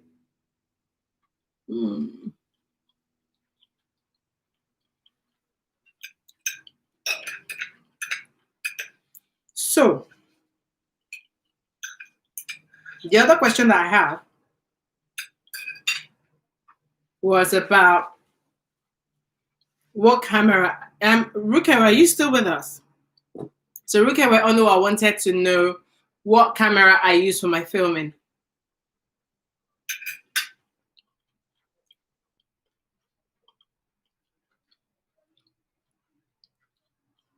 I'm trying to think where's my camera. I'll bring it in a bit. So I use. Oh, you're eating too. Nice. What are you having? Please don't tell me you're having live pounded yam. Oh, ebani gusi. Oh God. I'm thinking of making a gusi soon. I don't like eba because I feel like eba is a bit rough in the throat when you swallow it, but pounded yam. Oh, pounded yam. Pounded yam is from God. That's all I can say. Pounded yam will make heaven. Pounded yam and a goosey. You know those kind of a goosey that the chicken is hanging, chicken feet is hanging like this. Yeah. So,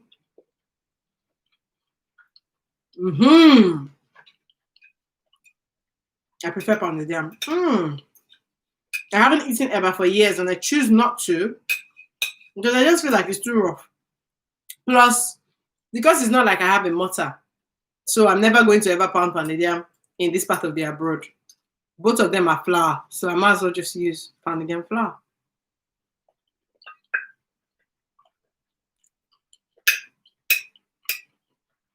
So Ruka, you asked what oh, you prefer pounded yam too. That's fine. Come and join you. What kind of lie come and join you? Am I ever going to be able to come and join you in that food that you're eating? Why are you saying that now? So you just said come and join you. Will I be able to do that? I won't. So that's not fair. Because that egusi is on my mind. And maybe you're laughing. Maybe the next time I'm cooking in the house, I might do a live stream because you guys have suggested I do a live stream in August almost every day, Abby.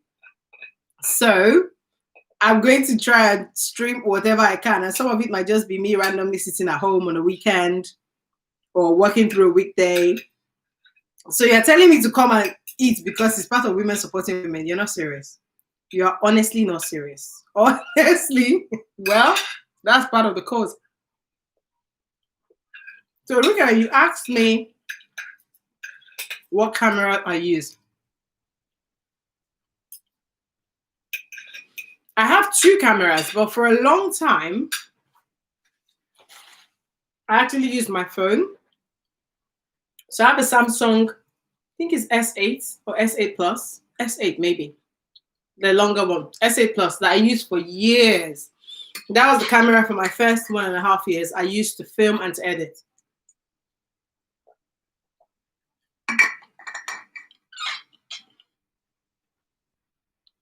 Oh, you plan to get a camera soon? Okay. So I used my phone for 1.5 years. This is I've now gone past 2 years in YouTube. This is my 3rd year. I'm going to my 3rd year, sorry. So, Boma, please ask your question. Yes, ask a question. This is the question segment before we go into the random chit chat as we did last time. So, from my Samsung, I then upgraded to an iPhone. I don't know whether that's an upgrade. Somebody might shoot me right now. But I got to an iPhone because I edit with iMovie software. And because for me, transferring file from Samsung was just long, I decided to upgrade my phone. But that's what I mean by upgrade, actually. I upgraded my phone to an iPhone. So I used the iPhone, where is it? iPhone 8s Plus. I also use that to film sometimes. I haven't used that to film for a long time. So the camera that I use in filming is the Canon M50. And when I finish dinner, I'm going to go and get it so I can show you.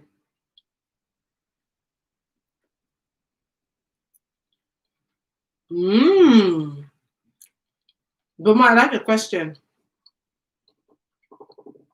I was hoping somebody would ask me about studying in the UK. I'm definitely going to give you all the tea that I know about studying. So look at it. I use the Canon M50 for my sit-down videos most times. And then for my vlogs, I use my GoPro. I think it's Hero 5.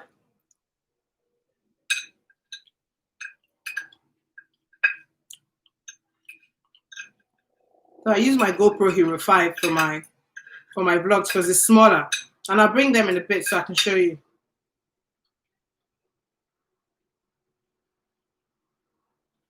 It's a lot smaller. And for the Canon, I have two lenses. The lens that came with it was the 15 to 100 millimeter lens. But then I bought the 50 millimeter lens because that one zooms. Oh, that is beautiful. But you need a wide space to be able to use the 50 millimeter lens. If you want to catch the background, the blurry background, then you need the Samsung 50 millimeter lens. I would Canon. I would definitely recommend the Canon M50. And even though I've had it for a few months now, I think I bought it in the summer of last year, so it's coming up to a year. I don't feel like I've used all its potential.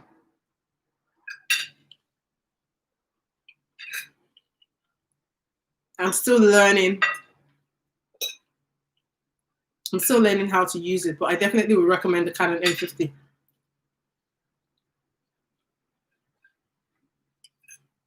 Because it has the screen where you can see yourself as you're filming. It gives you, the battery life is okay-ish in my view. So I would definitely recommend it. If you give me 2 seconds, once I finish eating, I'll get both phones so I can both cameras so I can show you what they look like. I guess this is the review. This is the live stream review that I wish somebody showed me. So I'm happy that you asked me the question, because at least I can show you what it looks like.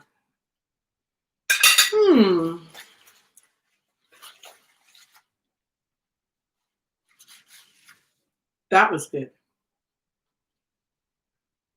I'm basically looking at the bones. I'm wondering whether there's anything else. You're trying to pick between oh my God. So everybody that wants to buy a camera that I know, myself included, had this dilemma between the Canon M50 and the Mark 6, the M50, M6, and Mark 2. I had that dilemma as well. I think the Mark 2 is smaller, but you will find that you can't flip the screen. Yeah, you'll find that you can't flip the screen. Let me get the camera for you. Let's put the food away so that anybody that was hating me can stop hating me. We're finished eating now. We're going to fill this up and I'm going to get the cameras for you. So give me 1 second.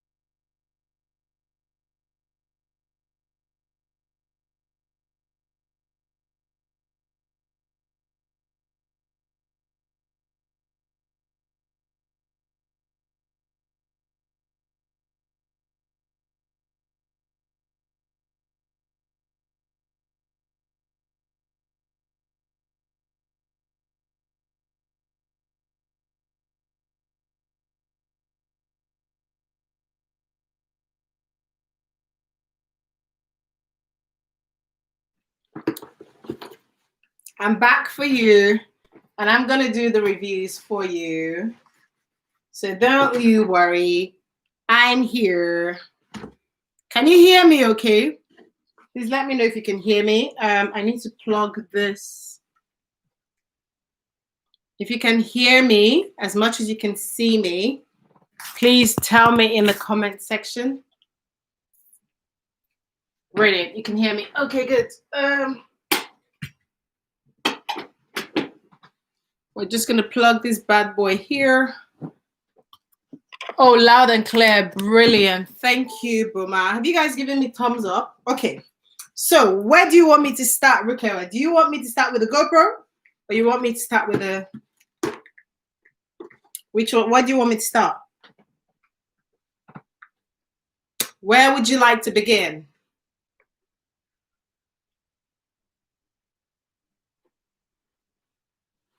Rukewa, where would you like me to begin? The M50. Okay, brilliant. Okay, so this is... Let me attempt at doing a live review for you guys. So, hey guys, this is the segment. So we've done women supporting women conversation. We've done shout out to everybody. We are now in the Q&A segment, and Rukewa, who's a fellow YouTuber here, is asking about what camera I use for filming, because she's in the dilemma, as I was a few months back, of which camera to buy. So I'm going to give her an honest review of my cameras that I use. So let's start. And if you haven't given me thumbs up till now, please come out of the chat, give me a thumbs up, and come back into the chat. So let's start. So this is the Canon M50. I didn't buy it new. I bought it as second new. So I paid... Oh God, I cannot remember how much I paid for it. Part of me thinks it's £700. Part of me thinks it's £400. I'm gonna have to check. I think I paid with PayPal, so let me check my PayPal account. PayPal. Let me see how much I paid for it. PayPal.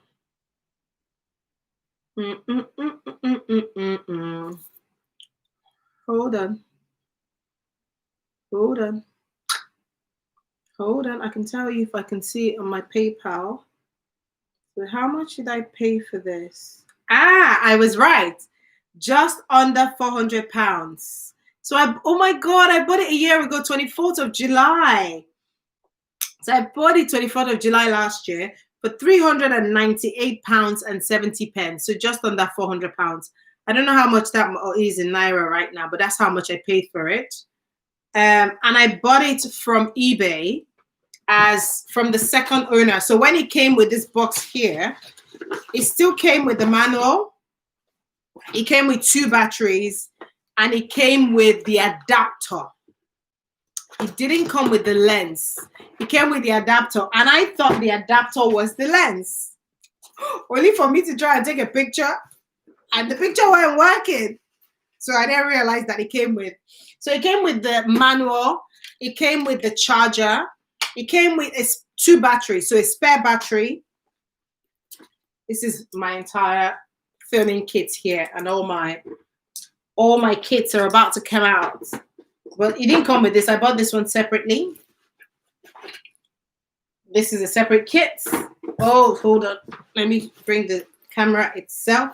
So it came. This is what you want, Rukewa. This is why I like the M50. Because, oh, hold on. Let me close this. Because when you're filming, and disclaimer, I'm not going to be able to give you the technical details. There's a lady, or she was here last week. Her name is Tinafe. She is from Delta State. She lives in Belgium. She's a fellow YouTuber. Tynafy. I'll try and put her link to her. She gives details about technique. I'm not very techie. So this is your Canon M50. This is the reason why I like it. So I can turn the screen. I can be filming like this, and I can see myself because I've got this screen view here. And I can also turn it that way in case I don't want to. And when I take pictures, I can just look at the pictures on here. So let me see. What have I got? I don't think I've got anything on it right now. And this lens that you've got here is the 18 to 55. Ava, it's not brand new. I bought it second hand, actually. I bought it as the second owner for just under £400 a year ago, exactly a year ago this month. So you've got this is the 18 to 55 millimeter lens. I don't know if you can see it. You can see it, yeah. So this is the one that I mostly film with. Oh, I love. Okay, let me try and turn. I'm not sure I want to show the world the rest part of my flat, but oops, I didn't want to take a picture. Sorry, hold on. I'm not sure I want to show everybody the rest part of my flat, so why don't we do this? Okay. Sorry, it keeps taking pictures. I don't want you to take pictures. Okay.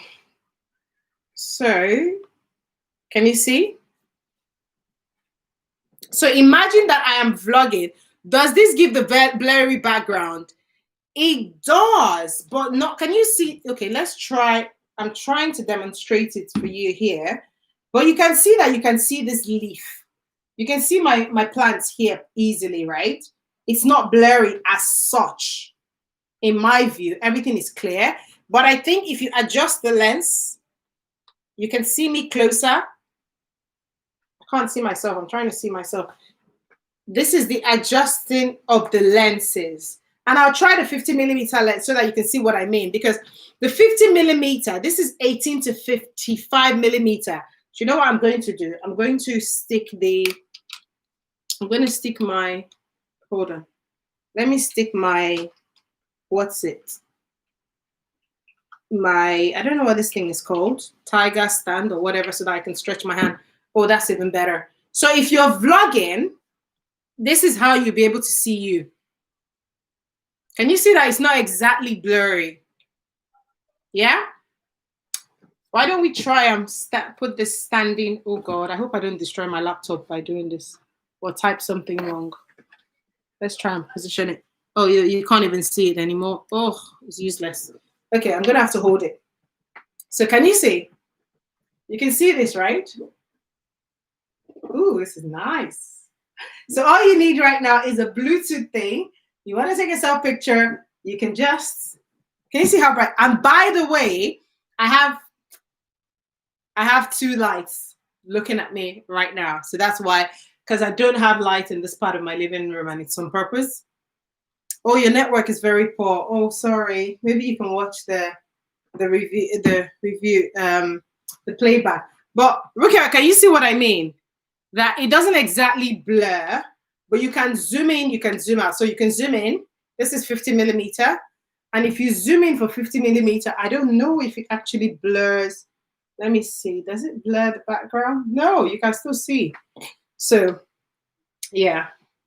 It doesn't exactly do the blurry feel. If that's what you're looking for, you need the 50 millimeter. So let me try and turn it off now. Let me try and change. So this is the one lens that, the first lens that oh, did you see that it blurred? Okay, let me try it again.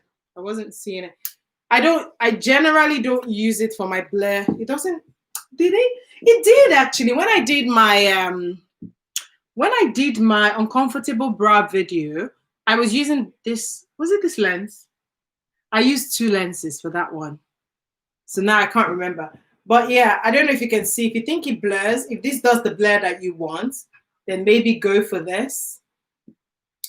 I'm trying to find a busy enough background because you need a busy. The thing with blurry background is you actually need your background to be busy enough. You can't just, because the thing is there, it's going to pick up something. You need some things flying around to give it some color, maybe some fairy light or whatever, to actually give it the blurry background so that there's something that it's up against, if you like. So I'm trying to use my plants here, but I can't see. So if you can see that it's blurred, then maybe it's working.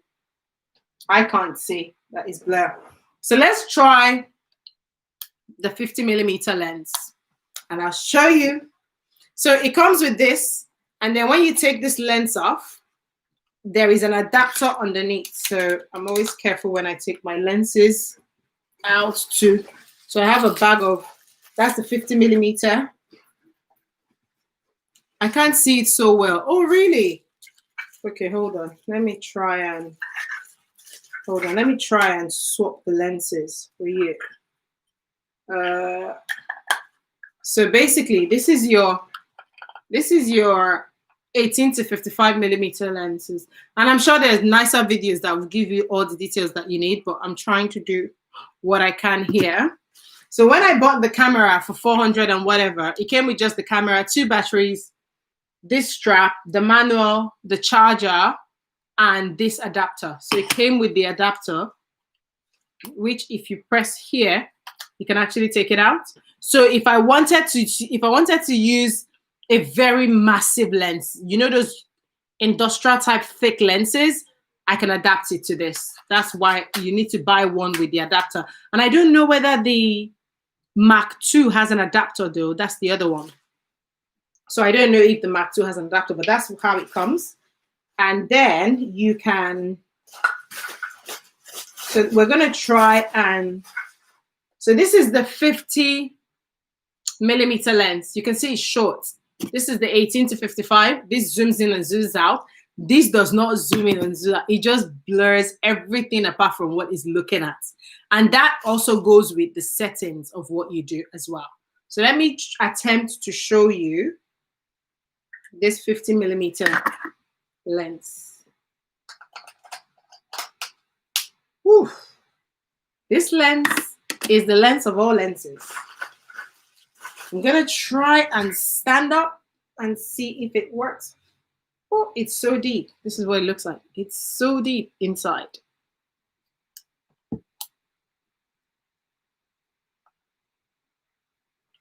So I'm gonna turn it on. Oh, I'm supposed to be showing you as I turn it on. So I'm gonna turn it on. Can you see? Can you see how it zooms? Can you see that you can't even see my face? I'm pushing it as far as I was, but you can't. Can you see that you can't even see my face? So I don't know how I'm going to do this. Yeah, it struggles to pick up anything. Hold on. I'm trying to pick this plant up. Can you see how it focuses? The focus is amazing. Like it just focuses on the one thing, and everything else behind it is not existing. Oh, I was trying to move it further, but I can't. Can you see the focus? The focus is amazing. Can you see it? Brilliant. If you compare this focus to the focus of the 50 millimeter, is definitely different.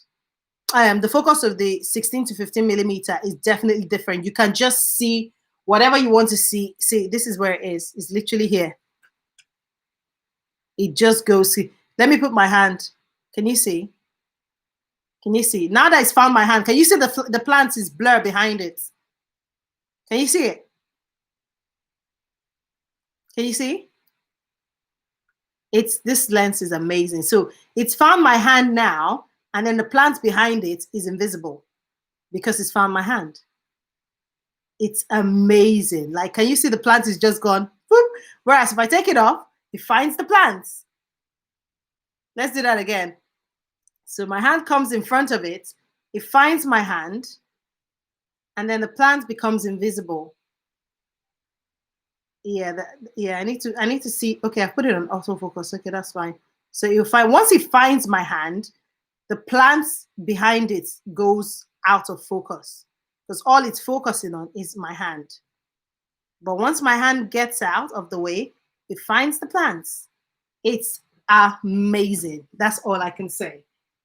I put it on autofocus. Let me put it back to manual focus and see if you can find me. Oh, can you see that it can pick my face? Once it picks my face, my plant blurs immediately. So you can see what I mean by you need more room. You need a wide space because it needs to be a little bit farther away so that it can pick your full face. But when it picks your full face, anything behind you, I'm going to try and move it and see. I'm going to try and move. Oh God, once it picks my face, I put it on manual now. When it picks my face, can you see the plant there? Can you see the plant just goes Once it picks me up, the plant is gone. I'm trying to, but you can see how blurred the plant is. But when I come out of focus, it goes and finds the plant, and then the plant comes back into focus. So that's the way it is. It kind of just, you can see my face, but once I put my hand in front of it, my face just goes purely blur. So that's why I like this 50mm. I think I would say the main thing is the lens. Lens is right, doesn't really matter which camera. I think so. But I think Canon comes highly recommended. I think Canon comes highly recommended. Yeah, I think Canon definitely comes highly recommended. From the reviews and the researches that I did before I bought mine, people were just like, if you are starting and you want a camera, then definitely buy Canon. So I would say Canon comes. I was trying to put this somewhere to see whether you can. Yeah, it's trying to pick my face now. My face is not focused enough. But you can see even my face that is here is blur. Can you see? Even my face. And then can you see how when you bring it close? Let me try and stay close and see if I can catch my plant. So can you see my face? You can see my face, but you can see my plant behind me just has this beautiful green, and you can't see anything. But once I switch it to the 16mm lens, you can see the plant right behind me. Like, it's just there. It's not hiding. So it picks what's exactly in front of it, but everything behind it is just, and it's, when you use this to take actual pictures, woo, beautiful. Like, I can't emphasize enough. So I'll just do a demo with the 16 to 55mm again, just so you can see what I was talking about. So I want to say is the lens, but I also think the camera does matter. And Samsung is one of the good ones. So I give it to them. They are one of the good ones. So hold on. Where do I need to put it now? Okay. Okay, so we're gonna try doing the same thing we just did now with the, where's my tiger stand? Okay, there you are. There you are. Oh, my pleasure. Why not? I mean, I have the camera in front of me. I'm on live stream. So why not? So let's do the same demo that we've just done. I'll put this camera out of the way, and let's put my hand in front of it and all of that jazz and see what happens. So can you see the difference? Can you see how you can see this very clearly? There's no blurring here. And then when I put my hand in front of it, you can still see my face, can't you? So it doesn't do much of removing my face. You can still very much see my face. Look. Yeah, so you can see that my hand is here. Nothing is changed, but my face, so my hand is here, my face is here, and you can still see both of us very well. So this one actually just shows you what's in view, and it doesn't blur anything.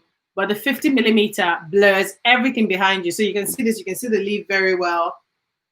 The things have to be a little bit far for you to be able to see if there's anything that's blurry or not. So that brings me to the conclusion of, oh, actually, I can leave this here, of my N50 review. How did I do? This is the reason why I don't do techie videos. Like, I couldn't do techie videos to save my life. But that was my attempt at a techie video. But when you have this camera, you have to play with the settings. I'm still learning to play with the settings, and there's so much that I need to learn. But I love my Samsung camera. Like,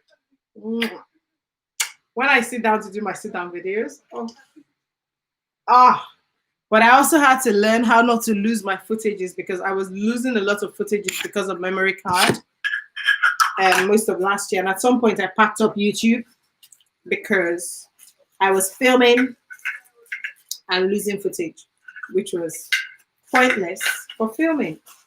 And then the other gears that I have are, so when I do my sit down video, I have a lapel mic for when I use my phone to film. But for my Canon M50, I just stick this one in, even though it's indoors, because it's just easy to just sit here and I can just film and I can see myself. And you just stick it in here. You have the cord where you can stick the mic here. And then you can open the screen and you can see it. But if you're outside, then maybe that. But when I'm outside, I feel like this is a lot to actually carry. So when I'm vlogging, I use my GoPro. That is my GoPro. I think this is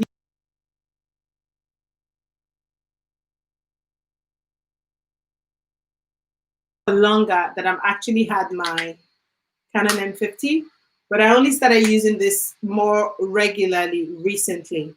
And I like the time elapse feature on this. I think you can do time elapse on even phones and cameras, but I really like the time elapse feature on this one because when I did the video where I showed you guys where I was doing the house cleaning, I just positioned it somewhere and it just captures. Yeah, so I like the time lapse bit of this one. And then if I really want to, yeah, if I just want to show a video that I think most of my Ask Viv videos, I shoot them on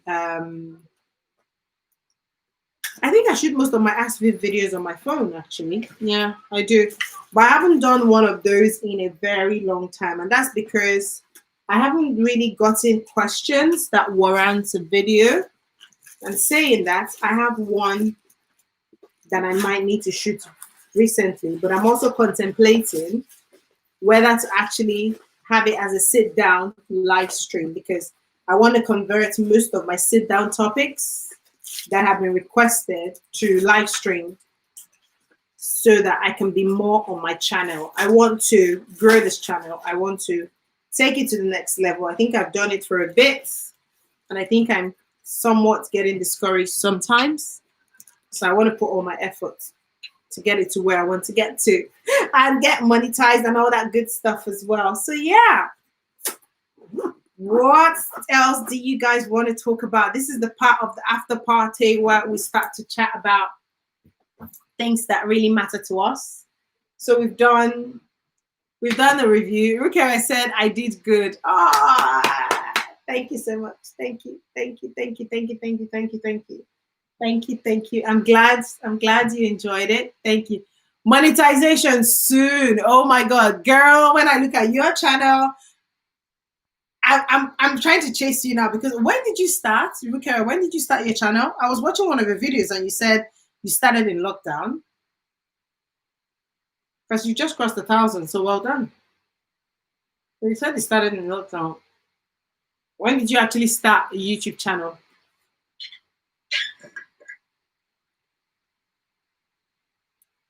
Wow. You started in March and you are already on 1K. I'm just over 1K and I started 2 and a bit years ago. So proud of you. Monetization, here we go. Right, Boomer. So yeah, well done, Rikere. Well done. We're definitely going to monetize very soon. And then we can focus on our channel. I just want to build a whole community. I mean, when we got to 1,000, we were so excited, and then we got to 10,000 in on Instagram. We were so excited, and I just felt like I got to a point where everything was just life was just too much. So I just shut down Instagram and YouTube. So yeah, but I want to do this for real now, even though sometimes I'm discouraged. Now let's go on to the tea for Boma's question. No, my pleasure, anytime. Okay, so Boma's question was, and I really want to talk about it. How is Corona situation in the UK? Looking to study in Liverpool in January. Welcome, Ma. So you want to join us in this abroad? Nice. What are you coming to study? I'm going to ask you many questions, and I'm going to tell you what I know. So, what are you coming to study, and why are you coming to study? Now, it might sound like I'm asking you too many questions, but it might also help me give you some ideas of what to do. So let me start by, once you're answering my question, let me start by answering your question. How is Corona in the UK? It is on lockdown, as everybody else in the world. The lockdown has been eased.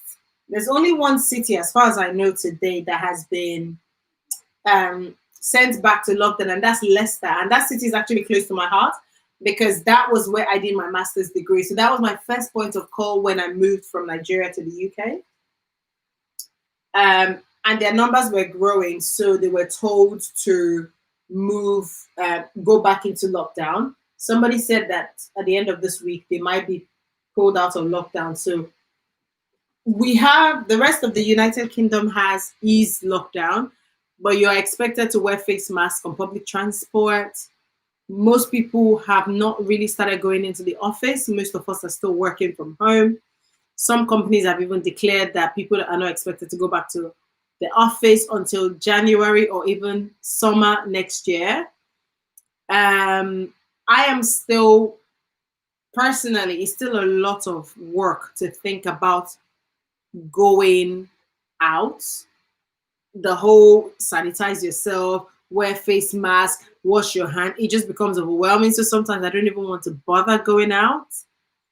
The shops are open now, so you can go into the retail stores like Zara and you can do your shopping. But obviously, the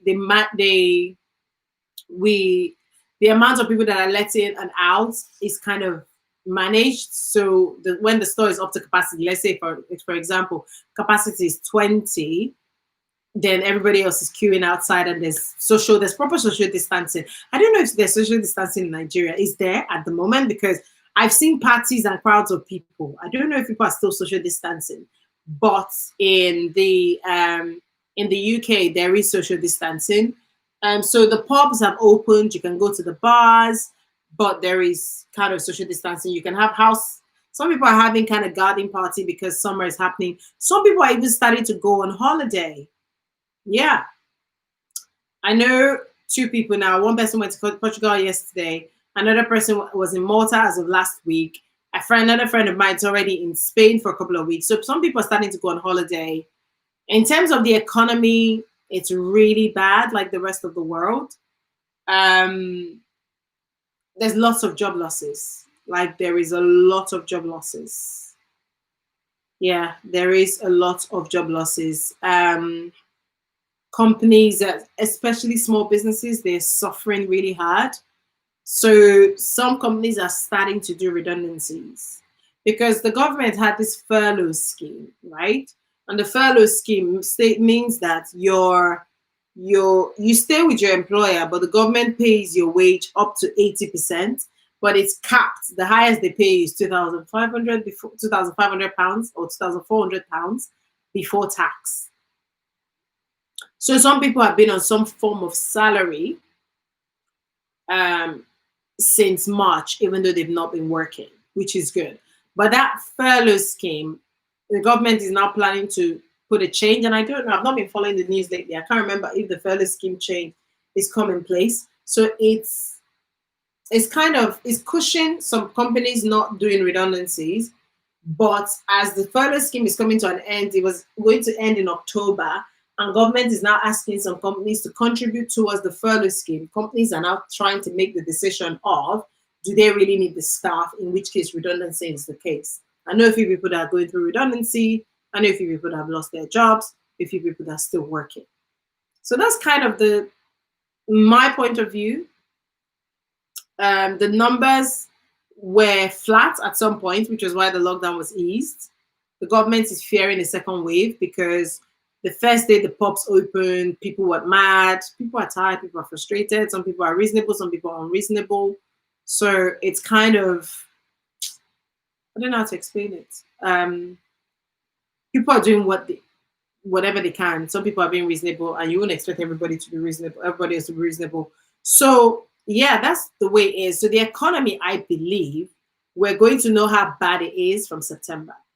So my question to you is: have you already gotten your admission? Have you already paid your fees? Are you all set and just waiting for January to come? Is that the situation, Boma? Or are you contemplating? So that's my question. And then you want to study project management. Do you need a university degree for project management these days? And I'm asking this from a good place because I did a master's degree in human resources management. And I want to tell you for a fact that my master's was just a confirmation that I have a brain cell. There are certain degrees that are more vocational, that are more practical than it is getting a degree. But if, like me, you want to do a project management, I'm guessing this is a master's. Please correct me in the comment section, please. I'm guessing this is a master's degree. If you're doing this because it is an entry route, I don't know the name, the right word. If it's an entry route for you to come into the UK, then okay, it's an entry route. But if you want to do project management, is project management not one of those that you probably need certifications rather than a degree? Because a degree is expensive. So you are still contemplating, oh, good. So you just started the process already before school shut down. Okay, good. So if this is a master's degree, a degree is expensive. I'm guessing that you will get support either from your finances or from your parents. That's fine. If it's master's, do you need, if the purpose is for relocation as an entry point to the UK, that is valid. But you want to check whether you have opportunity to stay if you're seeing it as an immigration opportunity. Because if you don't have the opportunity to stay afterwards, then what's the point of a year? Excuse me. What's the point of a year or 2 years master's if you're not going to be able to stay? So let me tell you what happened in my time. And I'm by no means an immigration expert today. But in my time, 15, 14 years ago, God, I sound old now. 14, 15 years ago, you had the opportunity for a what did we call it? Post-study work visa. It was automatic unless, I think the criteria that people were still declined in my time, don't get me wrong, but the criteria was really basic. You just needed £800 in your account for 3 months. And sometimes some people used the same £800 they used to pay their visa fee to run their account. So the criteria was really low. As far as you graduated, you had a certificate and you had £800. Okay, if it's like a process of entry, okay. So then we had post-study work visa. And after post-study work visa, there were routes. Some people call it routes. For me, I don't know. ROUTE. There were parts for which after your post-study work, after your master's degree, you are able to actually get other visas. So after my student visa, I got a post-study work for 2 years. Oh, post-study work is back. Good, because they took it away. So I got post-study work is usually 18 months or 2 years. You get to post-study work, and then after post-study work, what next? Do you know the next visa? Because in my time, after post-study work, you had the tier one. Tier one for 3 years. No, you got tier one for 2 years. And then you got a second tier one for 3 years. I can't remember the difference between tier one and tier two. I know that one of them is company sponsored, the other one is you sponsored, because mine was me sponsored. I didn't get any company sponsorship. I got my British passport myself. So you did a tier one. Sorry, 1 second. Let me shut this window. 1 second.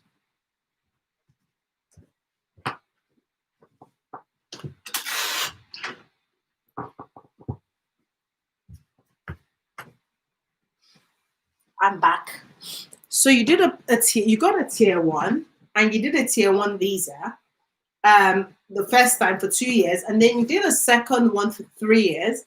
And after you did the second one for 3 years, what you then have is the opportunity to get the visa for residency. Now, if you did a tier, if these processes are back, you want to check what happens, what next after post-study work. If after post-study work there is another entry point for you to, so basically, in my time, in my mind, you needed to be in this country for 10 years to get a British passport. Whichever process you took, I think the shortest time you spent here was 5 or 7 years, and that's if you were company sponsored. So I will be asking the question, what is the route to get a British passport when you come in for 2 years, after your 2 years post-study work? If there is no route, and bearing in mind they changed the law every other time, but I think they brought post-study work back because people were no longer coming to the UK to study. It was pointless. And that was what's going to bring my next question. Why not Canada? Because apparently Canada immigration system is still lighter. And their fees is probably about the same when you convert it. But Canadian immigration system is probably lighter because the UK immigration system, I mean, I sit here and I say I have a British passport. I nearly got flown back because my visa got, one of my visas in the process of getting British passport got declined for a very flimsy reason. Like very, very flimsy reason. And I went to court and then I reapplied again and then I was accepted, and that's how I ended up extending and then getting a British passport. And I don't live in Canada. I know people who live there, but I hear that Canadian immigration system is probably lighter. So would you consider Canada? I don't know about the US, but I definitely know that Canada, because if you go on YouTube now and you just Google how to travel to Canada or immigration to Canada, there's 1 million videos. In fact, that's the video that's trending because most people in Nigeria are relocating to Canada. So back to the UK, let me not discourage you. Ask the question, is there a route for you to move about when you've done your UK post-study work? Can you extend? If the answer is yes, then by all means, make that happen. If the answer is no, then you want to consider the longer term.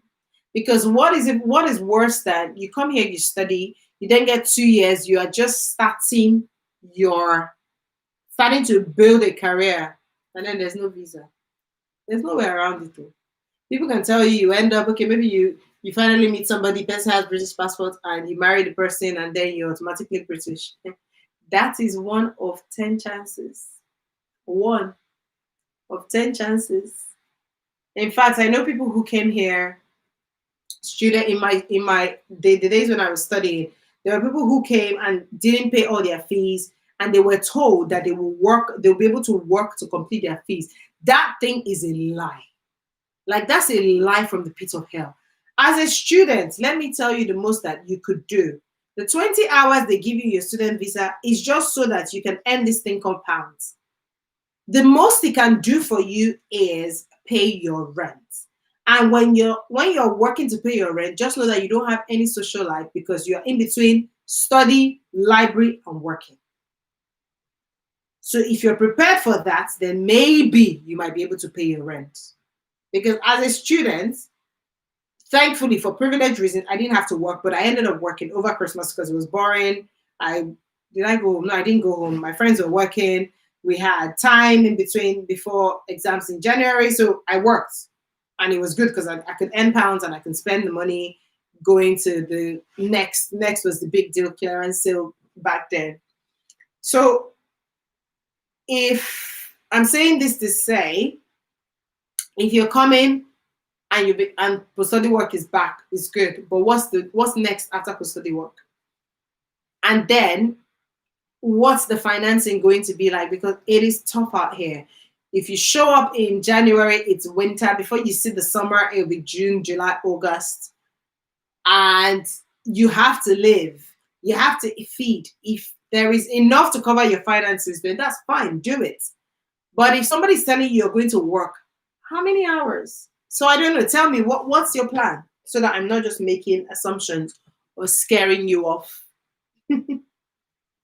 Because some people have made it work, but I also know people that it has worked against them.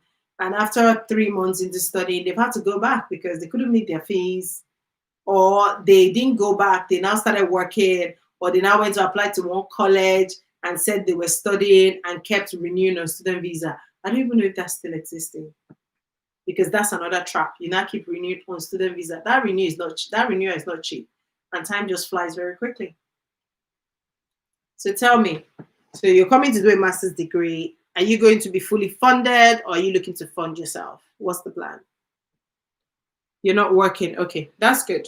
So if you're going to be fully funded, then that's good. Then you can come in.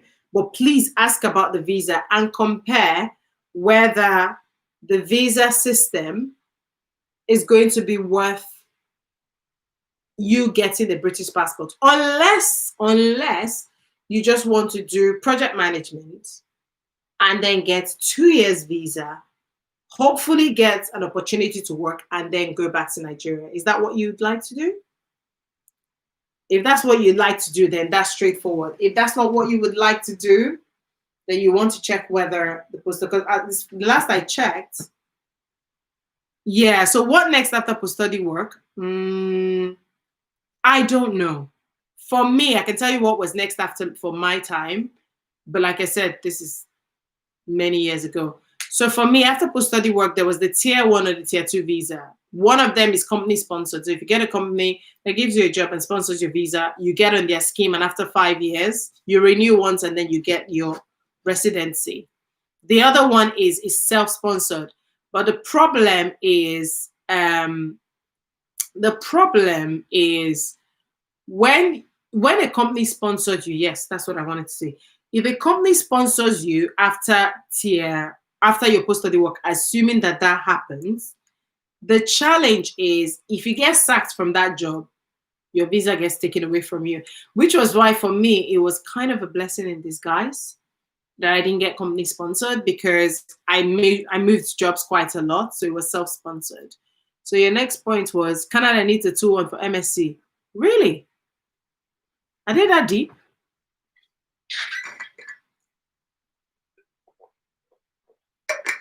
Okay, I need to look through, and no option. If I look through and no option, I'm going in for a PhD.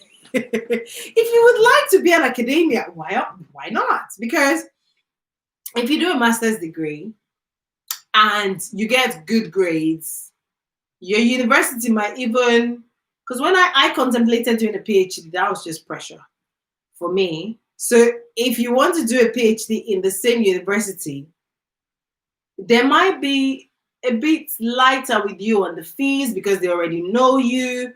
You might even get a few months off or something, whatever.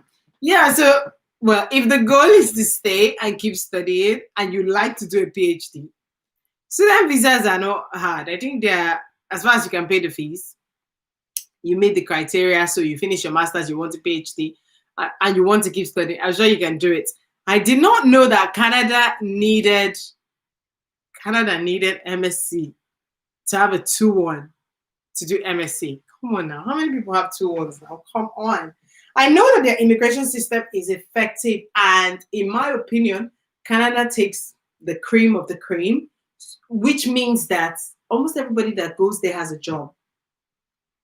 That's my assumption. That's my experience from other people that I know that have gone to Canada. There is a job. So since maybe that's why it's tight, but 2-1, that's tough. That's tough. That is tough. Which other countries are people going to? I know UK and Canada are the popular ones, but 2-1 is long. How many people have 2-1? Well, a few people do, but it's not a. That is interesting.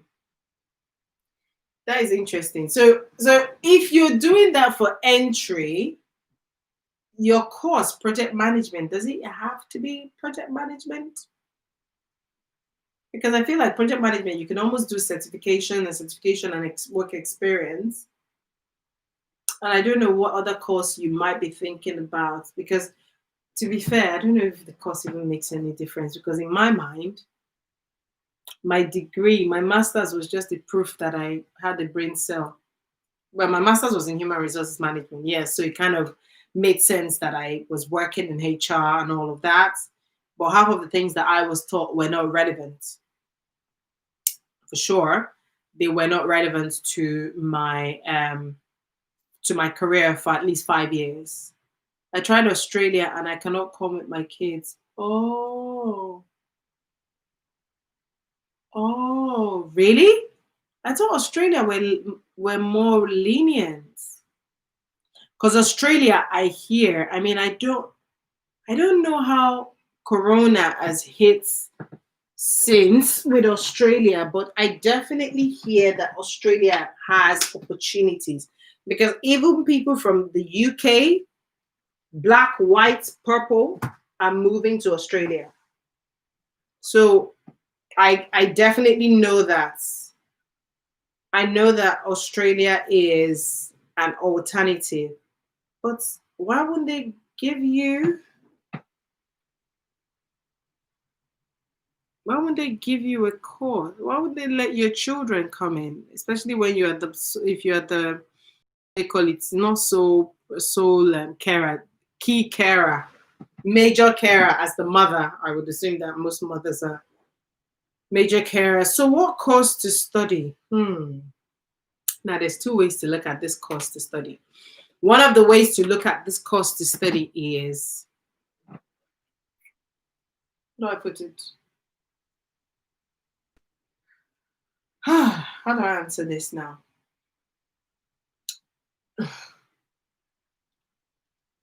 What can you study and get good grades at that will stand you out so that you can get on the forefront of the job market?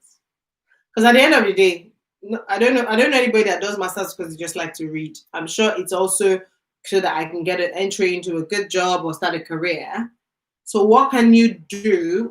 And another thing I must tell you is from my experience in the UK, if you choose a course that you like, you are very, very likely to excel and do very well in it. So, what course do you like that you can study that is not that does not have an alternative in certification? And I'll tell you why I'm quite particular. And anybody else that's listening, correct me if I'm wrong. I just feel like project management is vocational. If somebody went to university to study project management, this is me coming from my HR and career management brain now and experience. Somebody went to university to study project management. I'll be wondering for the person, why didn't they get work experience? Why didn't they just certify? Um, what course? So I'll put the question back to you. Maybe this is my coaching hat coming up. What other course could you study that is not something that you can just do a certification and get off? What else do you like that you can be good at? Because if you come here and study a course and make it first class and it's a good university, chances are you would be at least towards the top of the pile. That's what I would say. Because I remember there's this girl that I was really close with, and we're comparing grades all through our master's degree. Where I fell off was I didn't get a distinction or anything close to a distinction for in my dissertation. If I at least have gotten 65 or a distinction in my dissertation as I had in most of all my other courses, I would have come out with a distinction and I probably would have been further in my career. I might have been, I think I probably would have been here, maybe just quicker. So, and that's because I liked human resource management. I was just curious about the business side of managing people. So, what is it that you like? I could sit here and list a whole lot of courses, but what is it that you like that you enjoy doing? I did mass communication here in Nigeria. Okay. Okay. Hmm. And she said mass communication. I just wanted to go marketing, but again, marketing is another vocation, and I'm thinking, does anybody need to do with the event of social media these days? Does anybody need a degree in marketing? I don't know. Maybe project management it is for you, but what is it that you like? So apart from project management, I did Yoruba Sciences. Andy, welcome, welcome, welcome. You're not late at all. Welcome. We're so Boma here, and we need your point of view, please. Because I know you studied in the UK as well. Boma here is intending to come to Liverpool to do a master's degree in project management, and we're just considering all the visa options. And now she's asking what other course that she could do. So human, yeah. So I try to show. Yeah. So I don't know, mass communication, human. Yeah. So I was gonna say marketing, but then I'm like, who does marketing? I don't know who does marketing in with the advent of social media. I don't think marketing is the course you go to university to study anymore. So human resources were my next choice. Ha! So I have a thing. So if you're using human resources as an entry point, do a master's degree. But I have a thing about my human resources management because I'm like, did I need a master's degree to be a human resource? No. I need more light on what it is about. HR in human resources in my master's degree, my experience, and my day job are two different things. In fact, this is why I really would love, I want to go back into academia as a guest lecturer because of this. Because I feel like what I was taught in school, in my master's, and what I'm experiencing in real life are poles apart. What I was taught in school was a lot of theory, as you would expect, is academics. There's a lot of theory, there was not a lot of experience, and there was not a lot of case studies to bring the world of work to light for me. So a good example is, bearing in mind, I had not exactly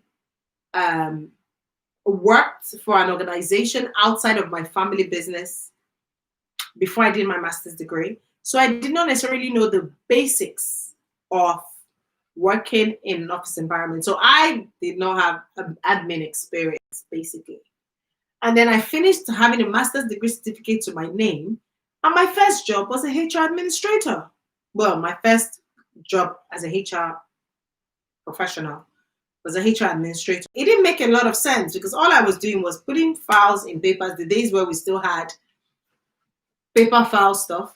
I was putting files in papers, putting papers in files, and updating sick notes, and I didn't even advise managers, and taking calls, and scheduling meetings, and I was basically an administrator within a HR department. So those days, those are the days where HR always had their separate office.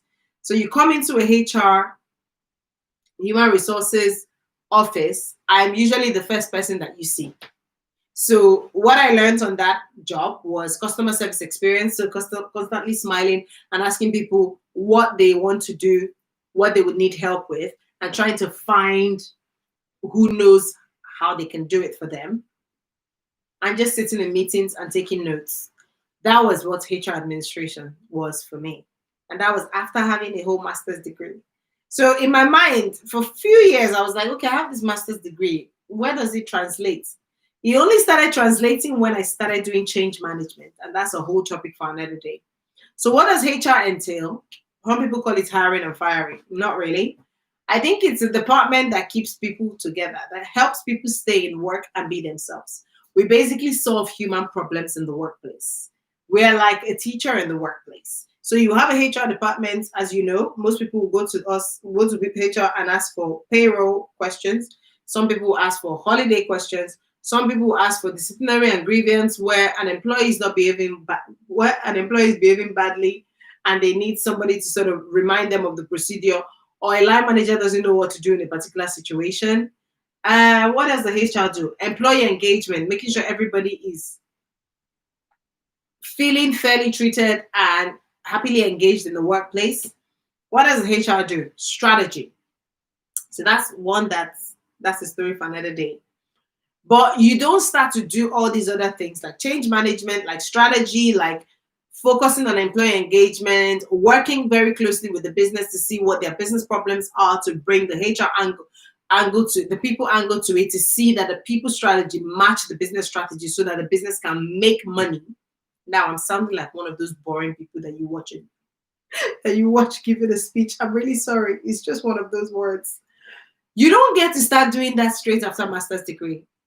What you get to start doing is what I just explained to you.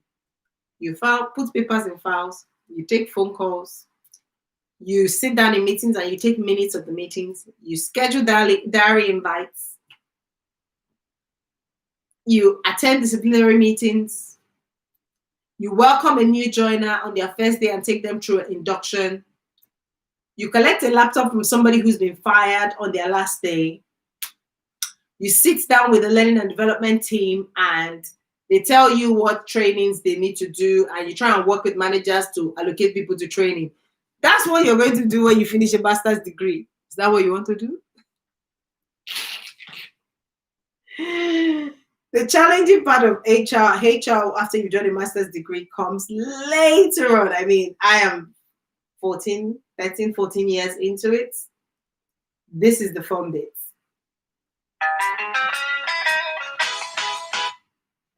So that is my way of breaking down what HR is. Does it make sense of what you might get straight out of a master's degree as your first HR job? Okay, I'm glad it helps. I am very glad, happy to help. Any other question?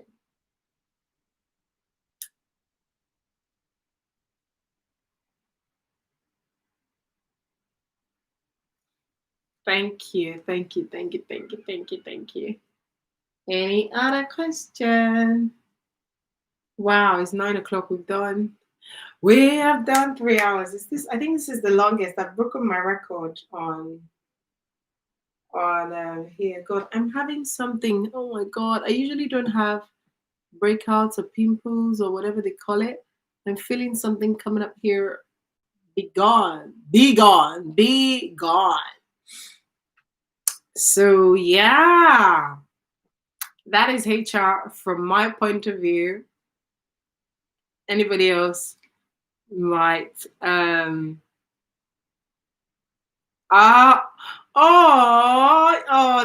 you. Oh, thank you. Thank you. Oh, darling, thank you. No. I'm happy to help. This is why I want to do live. And this is why I say to people genuinely, ask me question. I think the question that we didn't get to today, I'm going to pick up tomorrow. I want to talk about how I add value as a coach and how coaching has added value to me, things like that. So yeah, no, I'm happy to help. So I'm not kidding when I say to people, ask me questions.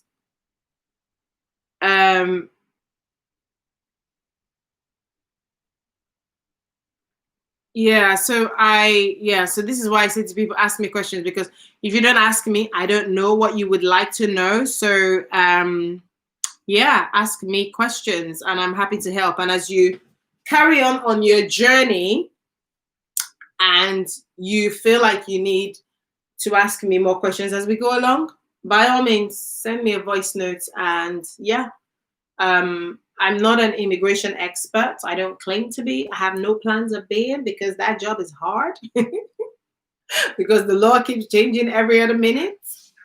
But at least I can share from my experience and we can bounce ideas. And I wish some other people that that sent me DMs lately about immigration questions, I really wish they joined this live, because I think it'll be useful for them. I don't think I've really talked in detail about my sort of what HR means to me for those who are keen to come. So yeah, I'm happy, very, very happy to help. So when you finish your master's, you just need a foot in the door.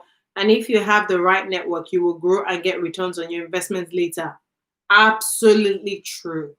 After your master's, you just need Who can give, even if it's a charitable company, even if it's a friend of a friend, even if it's a startup. In fact, these days that we have startups everywhere, I totally feel like there are more opportunities. So it's your network for all those of us that are Christians, is the God favor, it is the right time. It's a lot of things. It is a lot of things. So yes, I totally agree that you just need a foot on at the door.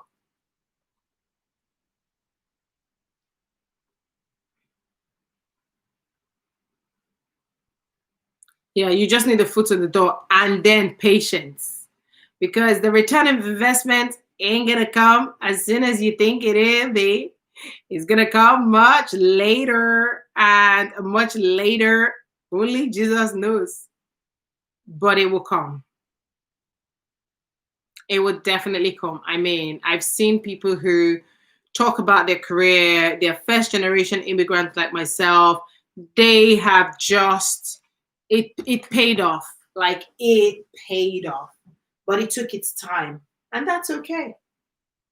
That is totally okay. Nobody's in a rush. I mean, I am in my 30s, so at least I have another 45 years to give to my vocation, whatever it is, and whatever that takes me as well. And I'm not mad. I am not mad at all. You just need patience and enjoying the ride, because now I can talk to the role as a HR administrator.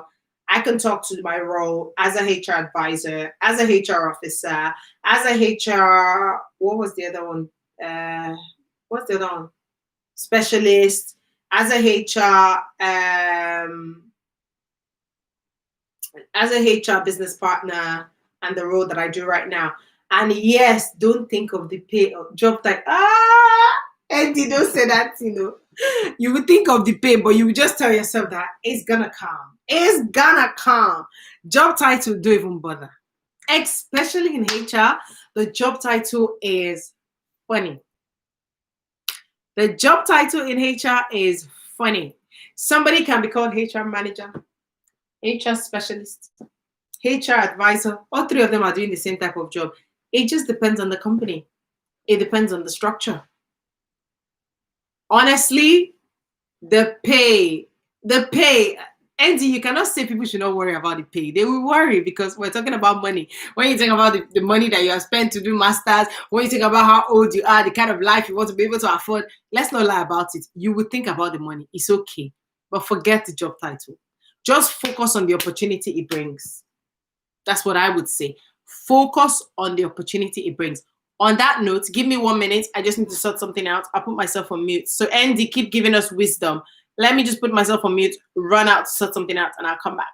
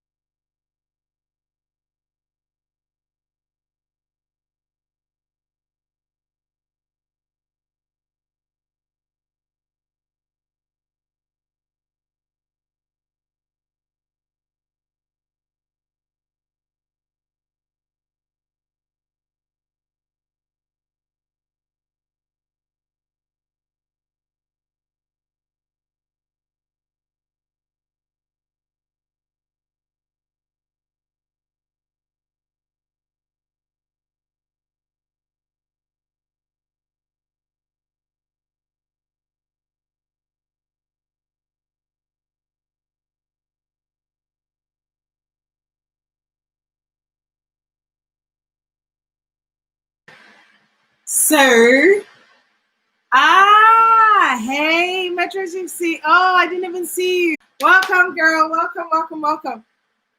Sorry, Keto is just going off on me.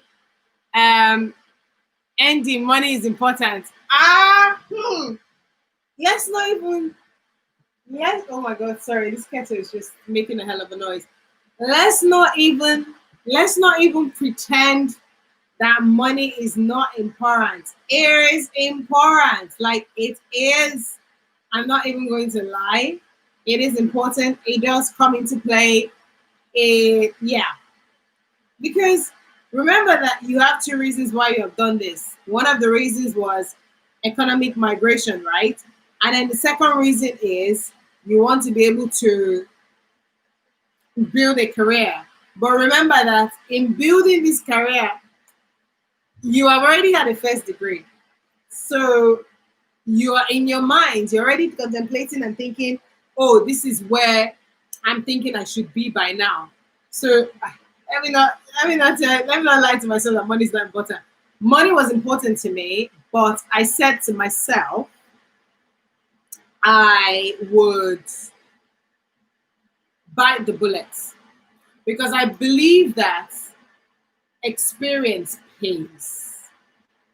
I want to believe that experience pays.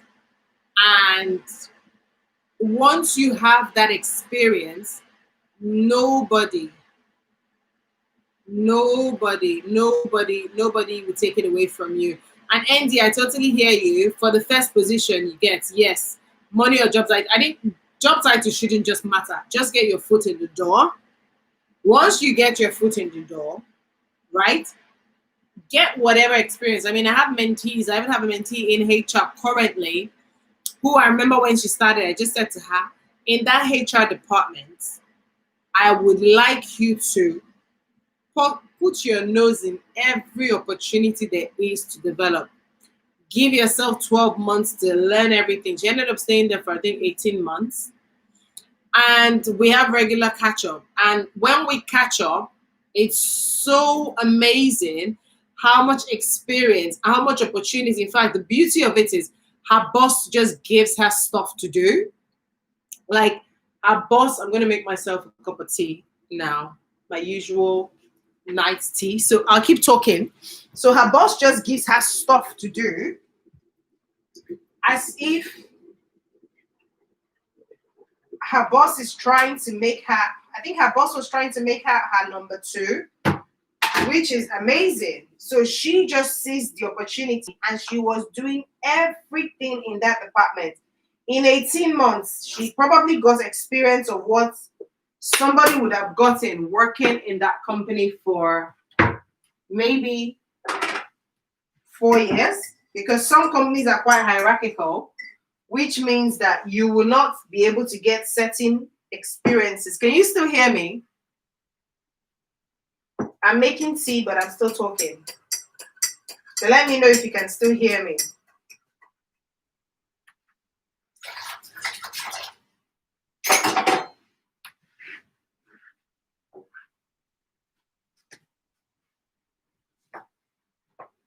Okay. So I'm back here. So yeah, so I was talking about one of my mentees who just, her boss was just giving her everything there was, whatever the thing was, her boss gave her to do it. And it was so good because in the end, it felt like she had done what typically would take people 4 years in a HR department, especially if you're in a permanent job. I was contracting. That was another way I was able to fast track my career as well. Contracting helped. So her boss kind of gave her everything there was, as in every experience, every opportunity. Her boss did not care. She wasn't hierarchical. She needed help. She needed people to help her. So she was giving her the opportunity. And in 18 months, she was ready to move on from being a HR administrator, not even to become a HR officer, but straight to becoming a HR advisor because she had done so much. So to end these points, get the first job is what I'm going to say. Get the first job. Whatever that first job is that gets you through the door, get it. And once you've gotten it, then you can just fly. I didn't even realize that Metro Gypsy was here because I would have wanted to hear her point of view on project management as a course to study at master's degree. Yeah, so Andy said, I know, but if you get enough to get by for a while, I know people who did jobs that paid a bit more, but no career progression. Ha! That is so true. If only they took jobs that had progression prospects, yes, they would have been better off after a while. That is true. That is very, very, very true. But like you said, this live stream is for you. And that is very true. So I remember I had an experience where I left one job and it felt like I had gone backwards from a pay grade perspective. But I'll tell you one thing for sure, that job was one of my pivotal experiences. I did that for a year at a bank, at a retail bank in HR. I was in the HR advisory and consultancy team.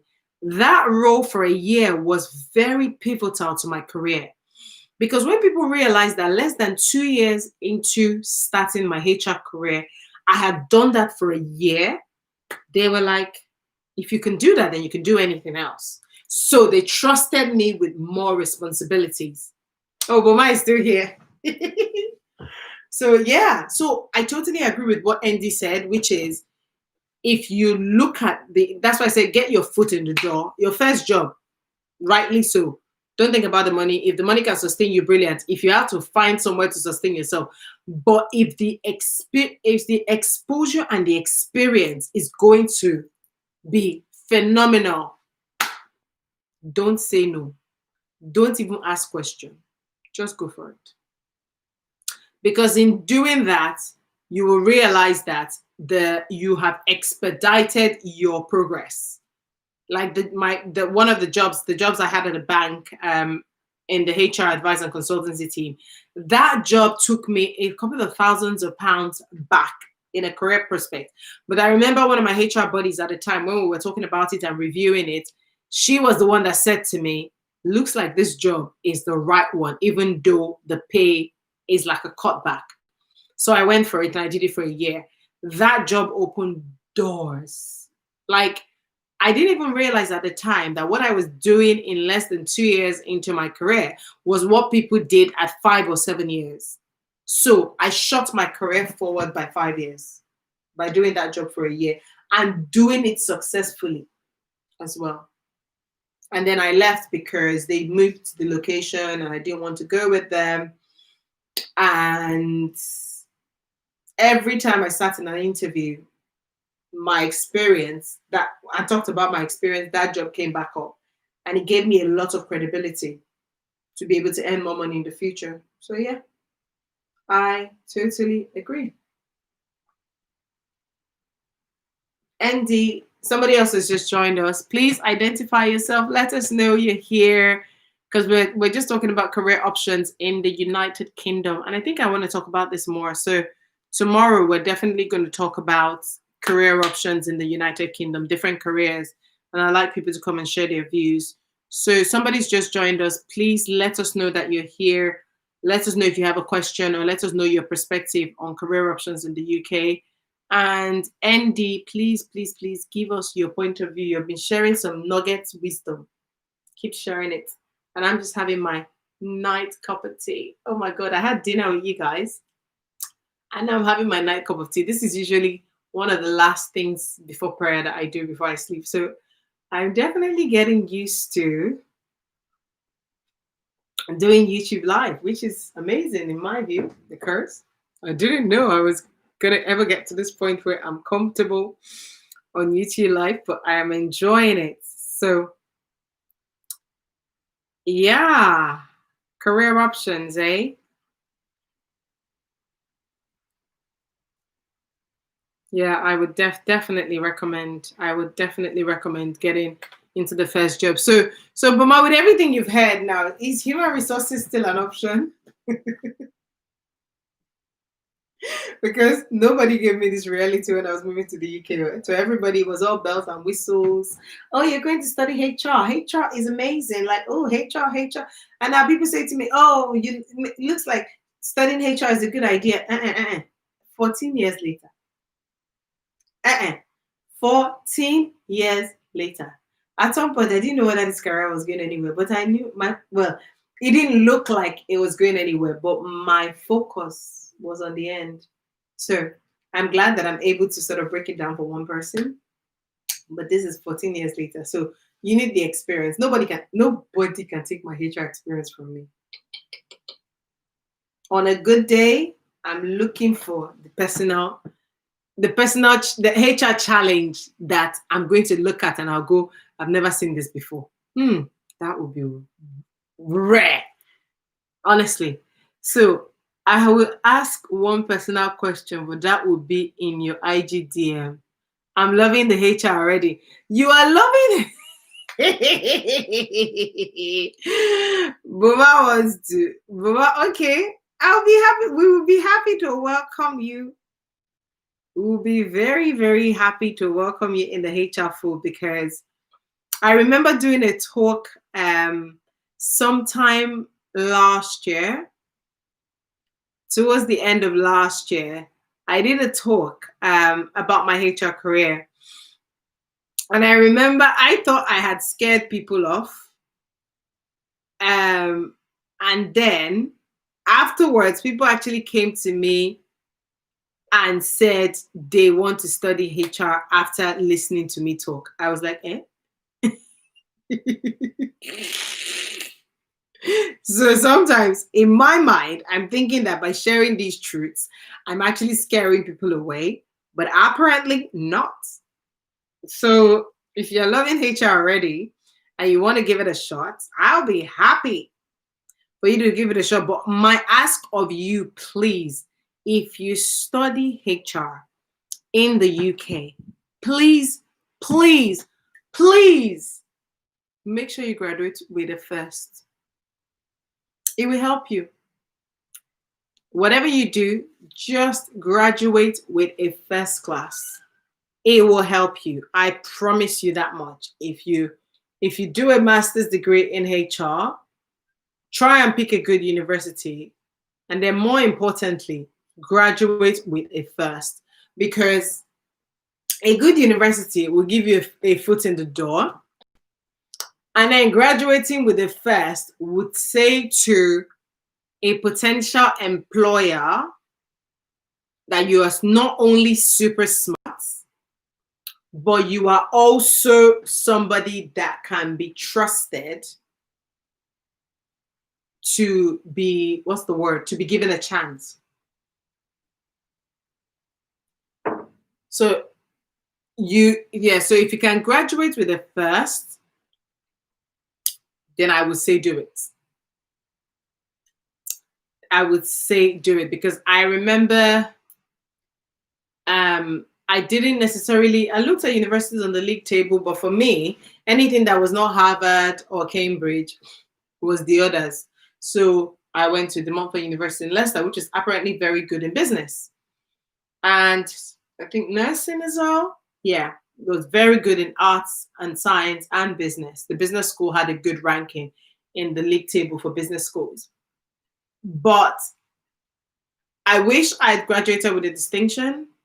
If I had done a distinction in masters, like I said, I would have still been here where I am today, I think, but I would have been here quicker. That's one thing that I would have done differently. Somebody else has just joined us. Hello, identify yourself. Tell us in the comment section. Welcome, welcome, welcome. We're still here. Who's joined us? We're still here. We need your wisdom, so please tell us who you are so that I can ask you the question that we're talking about. So yeah, that's my one ask. If you can, please graduate with a distinction. Georgia, oh my goodness. Hey girl. You missed a lot of the gist though. We've had dinner. We've even done live camera review. We've done cameras reviews. And now we're talking about master's degree in abroad and a career in HR if you choose to move to this part of the world. So yeah, Boma, that's my. So Jojo, if you have any questions for me, by all means, fire down. I think I'm going to spend another 40 minutes, and then we're going to come back to this relocating from Nigeria, having a career abroad discussion, because I know that people have been saying to me, Vivian, you moved from Nigeria, you did a master's degree abroad, and looks like it worked out. If you do a lot of that in your channel, people want to hear about it, talk about it on your channel. And I'm like, nobody's asking me. So am I just going to come and show up and talk? So I'm happy that you guys are asking me. And I'd like to continue tomorrow, but we have another 40 minutes here today. I want to clock 4 hours of live streaming, which is something I've never done before. Remember, guys, I just started this live streaming this month. And I said I want to live stream every day next month. Oh, God. That's all my evenings gone next month. I want to be more on my channel. I want to be more present on my channel. So we're going to be doing fun stuff. We're going to be freestyling because for me, I don't want to have a plan. I just want to take questions from you guys and I just want us to have conversation. So yeah, so so back to you, Boma. If you would come here and do a master's degree, please, whatever will make, if you need me to hold your children whilst you're studying so that you can get a distinction. I keep calling it a first. You don't get a first in a master's degree, you get a distinction. So that you can get a distinction, I would be so happy to do it. Like so happy. Whatever I can do to help you get a distinction, because when you do get a distinction, at least you're not in the crowd. At least you are not in the others. Your university, in fact, the uni that I went to, those that got distinctions got jobs before we graduated. Yeah, because universities have, bring the children, because universities have some, that's why your research of a university needs to be good. Some universities, you're laughing. Some universities have good affiliation links with industries. So for those that was one of my hopes, that if I made a distinction in my master's, I would eventually get a job before I graduated, which would have meant that the company would sponsor my visa. I won't worry about visa fee and having to panic every time that I need to renew a visa, that I'm in a job. But the only downside of that is if anything happens to the company, if they go bust, you get made redundant, you get sacked, then your visa will be revoked and you will have 60 days to leave the country. But I feel like that's a rare case. I mean, it happens, but it's the off chance, because they hired you, you would have passed your probation, so why would they eventually sack you, really? Redundancy, maybe, but they would have to be fair to you as well, because you need to find another visa to be able to stay. So that's the one thing that I would advise my younger self to do. Maybe that's what we should call tomorrow's session. What I would have advised my younger self, career advice or relocation advice for my younger self. So that's what I would have advised my younger self. It would have been, whatever you do, Vivian, because I was doing really well. My average was about 65, 68. So getting a distinction, I wasn't far from it, but I lost sight in my dissertation because I just wasn't good with essays. As we speak now, I am registered with the university to do another postgraduate. It's not a master's, thankfully, but it can lead to a master's if I can do more essays. And I'm dreading it because, I'm just like another essays in my master's degree. I didn't get the best grades in my essays. But this difference in this postgraduate is in my coaching qualification, and it's reflective writing. So if you ask me to do reflective writing, I can do that easily. But when you now tell me to start doing the academia side, those referencing and yeah, it's just yeah. So I'm gonna have to start doing it at some point. So yeah, that's my not. I'm not excited about academia when I think about essays. So, Buma, what do you think would be your one challenge to doing a master's degree that would not make you get a distinction with what you know now? What do you think it would be?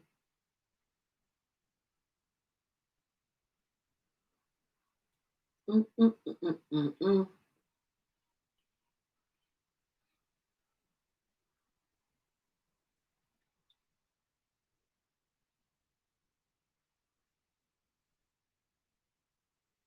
Yeah. What do you think? What do you think with what you know today? What's the one thing that might be a barrier to you getting a distinction in a master's degree, whatever program you choose? Because mine is essays. If they just told me that to get my postgrad, all I need to do is just coach more. Because I did my life coaching assessment and I was told I aced it. I don't know whether aced it means I got 50 out of 100 or whether I got 65. I don't know. But my assessor said that was a really good one. So I feel like, in my words, I'll say I aced it. So if they were to tell me to do 10 of that, I will walk through all of them. But now they need me to do reflective writing. And I'm like, I don't like essays. But a girl's got to do what a girl's got to do to get a postgrad in coaching, eh? So, but I ask you, what do you think would be your what would be your what's the word? What would be your barrier?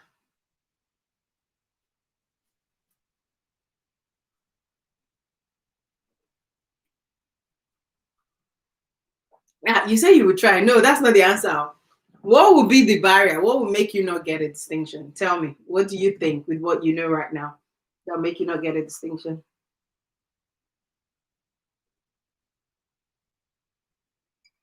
What might make you not get a distinction?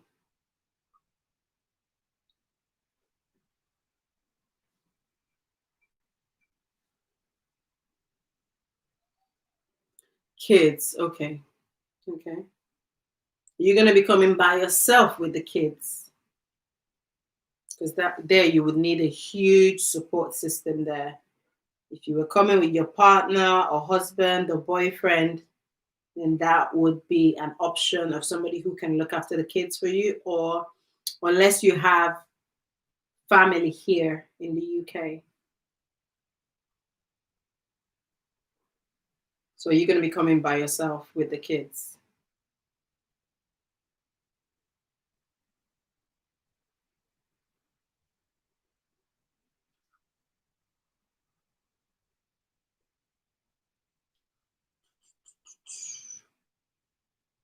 Because I promise you, parents in the UK, oh, you're coming with the kids and your sister too. Oh, you've got support then. Oh, you'll be fine. You'll be fine. Is your with except your sister is studying, but if she's gonna be looking after the kids for you, you'll be fine. You just need one adult to support you with the kids at least. Um, I don't know if you have extended family here in the UK or in Liverpool specifically where you were contemplating studying, but any help, every little helps, like Tesco would say. So any help from extended family is very welcome. Oh, somebody else has joined us. Welcome back. Identify yourself. Me and Boma are just having a live tete-a-tete about, like, I want to see where this goes. Like, when you eventually do a master's and you get a distinction, please, when you add Boma, you should add Vymart in the corner. I'm enjoying this. I like the way you spilled the tea about getting the distinction. No, honestly, that's where it is. People are not making it a thing. Eh? Are you joking? Okay, I have to talk about this tomorrow. What? Hello? Let me even tell you. So, hey, now you have just, I was supposed to be slowing down, but you are, you're happy about this life. Please tell everybody that wants to study abroad and build a career. Tomorrow, we're going to talk about this whole, how can you say that people don't make a thing about distinction? What? See, now, I have passed through the road. One, I'm in HR. Two, so I can tell you for a fact that distinction is a huge deal, darling. So there was something that my friends and I, whilst we were studying, used to say that graduate jobs is not for us because the application form was too complicated.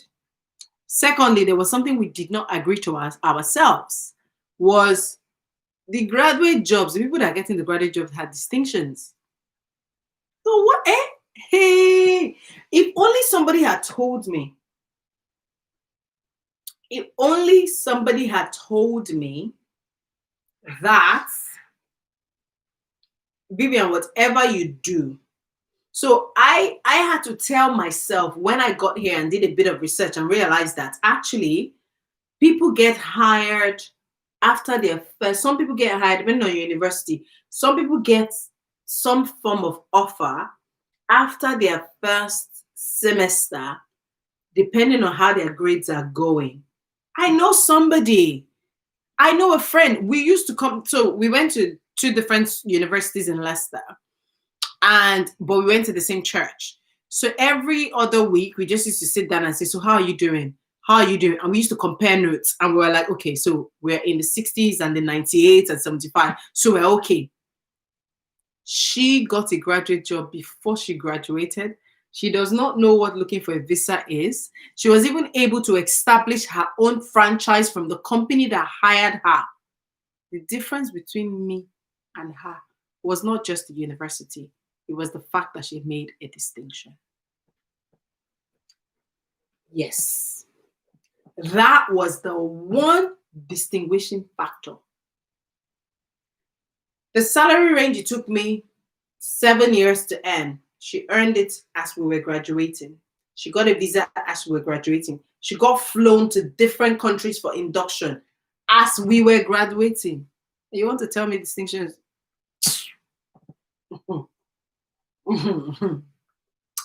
I can assure you, distinction is super high on the agenda. If you want to be separate, so we're all Christians. Let's say everybody in the same pool. We're all Christians. We have grace of God. We have all our destinies. The other thing that will set you apart is what did you graduate with? Because with masters, there's no first class, second class. There is pass or distinction. So even if you were 69.5, you're a pass. But you see that 70 and above? Hmm. Even when you're putting your CV with no work experience and you went to a good university and you graduated with a distinction, my dear, you are getting through that door. See, the interview is just formality. You is getting through that door. Because there are universities. I used to work for an employer, which is one of the big fours, if you call them in consultancy world in the city. They don't look at you unless you have a distinction. Their graduate scheme is full of distinction, and then, okay, because it's undergrad, 2-1. Anything after that, sorry, you're not up for the running. So how can you say that nobody's telling you distinction is a big deal? I'm glad that we're talking about this. Like I said, people have been saying I never share. I want to share because I have a lot of experience and I experienced it myself, but nobody's asking me. So if you know that there are other people that are interested, I am deciding to do a continuation of this conversation tomorrow and I want to talk about it. Distinction is huge. If you were talking about earlier on that you might want to do a PhD, it might even get you some scholarship funds that might reduce your PhD fees. The decision is everything. In fact, the university you go to is one of the big deals. Then what you graduate with is another of the big deal. And that's where distinction comes through. Because if you got a pass, chances are a lot of people had passes. So now, remember that U is black. So now there's a lot of people to pick from, and they might never get to you.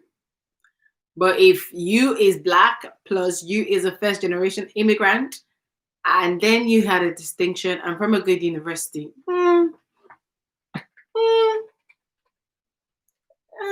yeah, you give yourself an opportunity for a good start.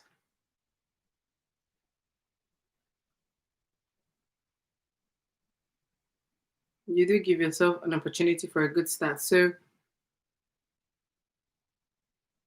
I would say it's a big deal. You're laughing. It's not a big deal. It is a huge deal. Like, it's a deal like there's no deal. So yeah. Any other question? How? I've just built TMA. It's a deal. I wish somebody had told me. If not, and I think my professor, my supervisor for my MSc wasn't kind, because the guy did a lot of detailed reviewing of my essays, but what he didn't tell me was I didn't have any argument. The whole point of a dissertation is that you shine the light on research in an area that there might be a gap. I think I just showed up and repeated everything that was already existing. And my supervisor was kind enough to be reviewing it with me without telling me. Oh, you chose Liverpool because it's like one of the cheapest cities to live in. Leicester is also cheap. I would say, how do I say this now? So, yes, you should consider cost, because at the end of the day, the burden is going to be on you or your family, yes. But that's not a good reason to choose the city to live in. I can guarantee you that. A reason to choose the city is the program you're going for and what the league table. So there's a university league table, and I'm assuming that as part of your research, you probably come across this. Where is your course and where is your university on the league table? So I totally hear you about the cost, but imagine that City 1 is £5,000 cheaper. City 1 is going to cost you £5,000. City 2 is going to cost you 10,000 or even maybe £15,000. The question is, can you stretch? Because City 1, if the university is not on the league table, getting a distinction might still get you somewhere. But where do you start? Where do you begin to start? City 2 that costs you extra more will pay you faster. We're talking return on investment here. So if we're talking return on investment and you are interested in getting a return on investment, don't start by looking at the cheap cities. Start looking at where they are on the league table and how you can get a distinction. I agree that a practical thing to do would be to look at where your pocket is. And like I see you saying, But actually, whilst that's the practical thing to do, you might not be doing yourself any justice. And I'm not saying Oxford and Cambridge are the only universities to go to in the UK. Not everybody has gone to Oxford and Cambridge. I mean, there are other universities for sciences like Imperial College. There's all these fancy pants universities everywhere. But a cheap city to live in, Liverpool. Yes, I used to work in Liverpool. My clients were in Liverpool, so I used to travel quite a fair bit. I think every month. or twice a month to Liverpool. So I know Liverpool a little bit, the city centre mostly, because I was from office to hotel and that was it. And then I've been out there for a night out once. And I have friends actually that actually went to University of Liverpool. So yes, I hear you, Liverpool is cheap to live in. And I don't know where the university is on the league table. So I couldn't tell you that the university is top or bottom or whatever. No. But I'm saying that a cheap university is not a good enough reason. Do you see where I'm coming from?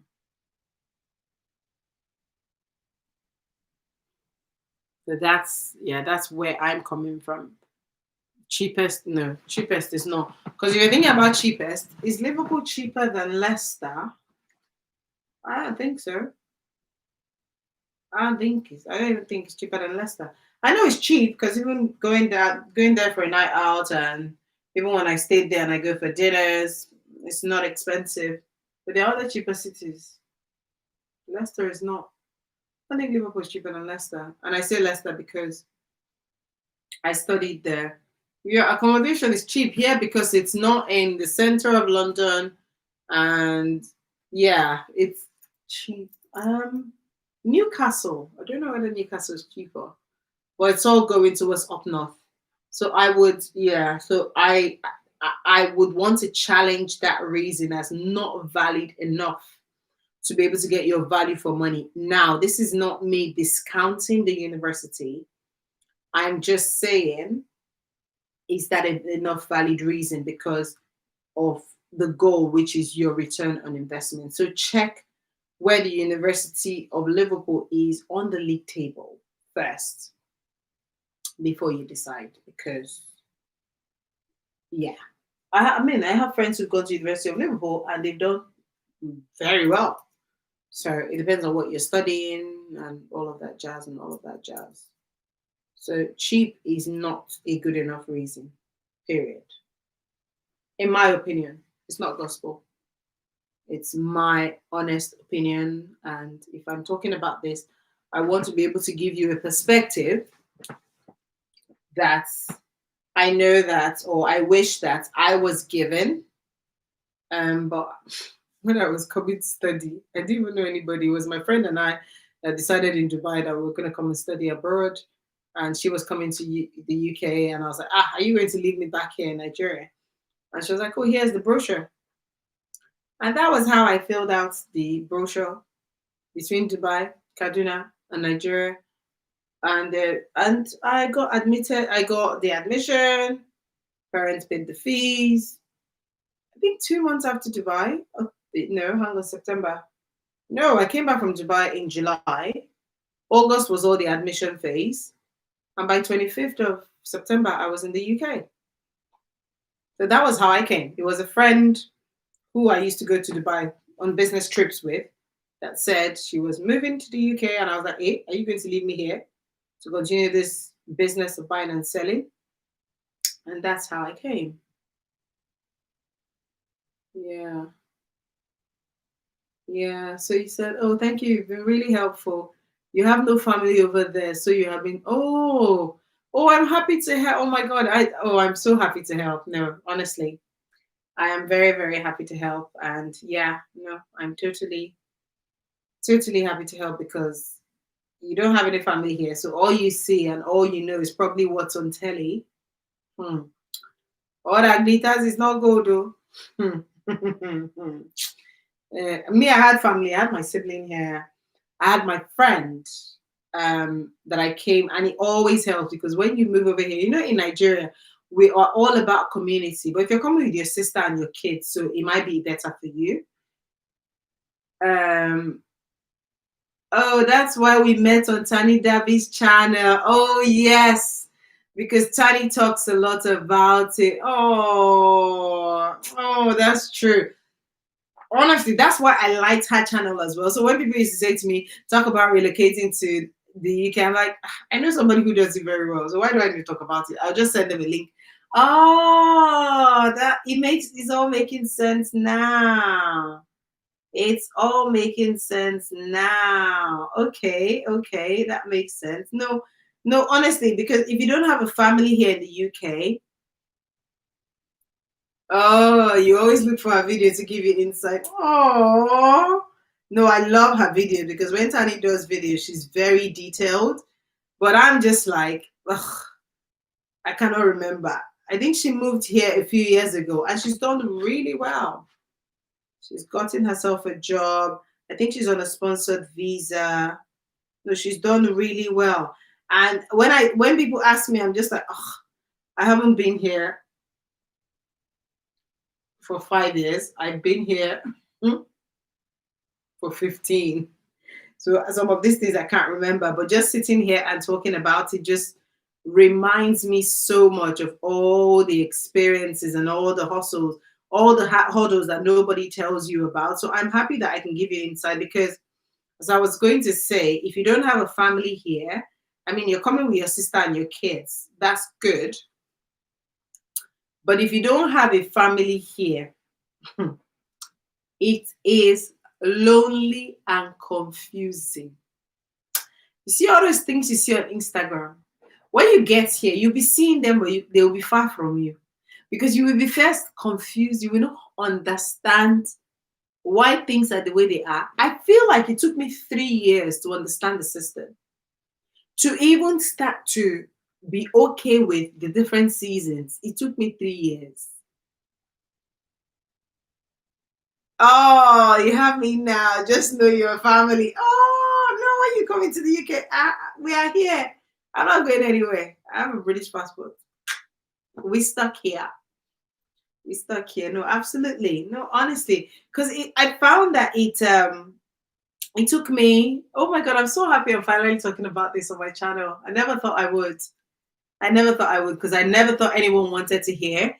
So please do me a favor. If you feel that there are people that you also know, invite them. Let's have a conversation tomorrow. Because after tomorrow, I'm probably not going to do another live until next week.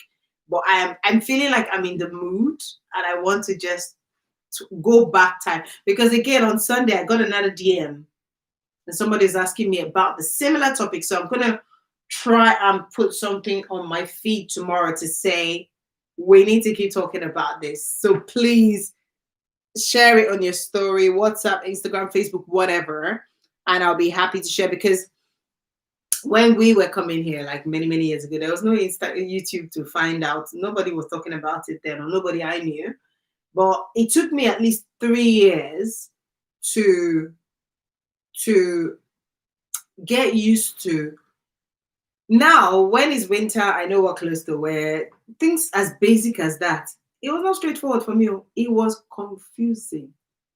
I just used to wonder, like, how is it very cold? And then, as basic as I would look out and the sun will be shining, and I will forget that it is the United Kingdom. And the fact that the sun is shining does not mean the sun is your friend.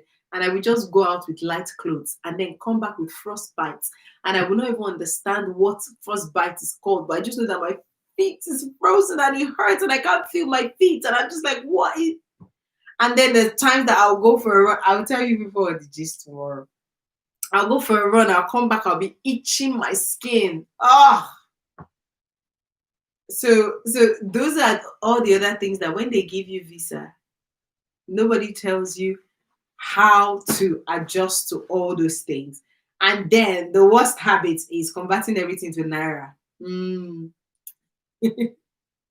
you go to the shops, you want to buy something, and somebody says, this thing is £5. You bring your calculator times 520. How much is naira today?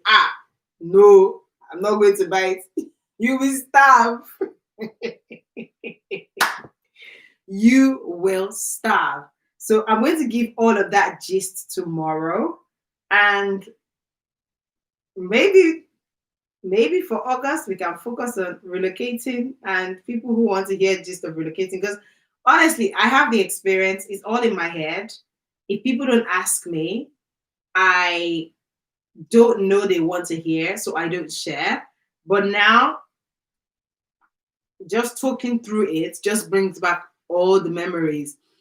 And I don't need to keep them to myself. The goal of my channel, like I said in my Instagram, I make content for Africans in diaspora and in Africa because I know that some of the experiences I have had will be useful to them. And I have enjoyed this one-on-one with you, Boma, today, because I just feel like it's flowing.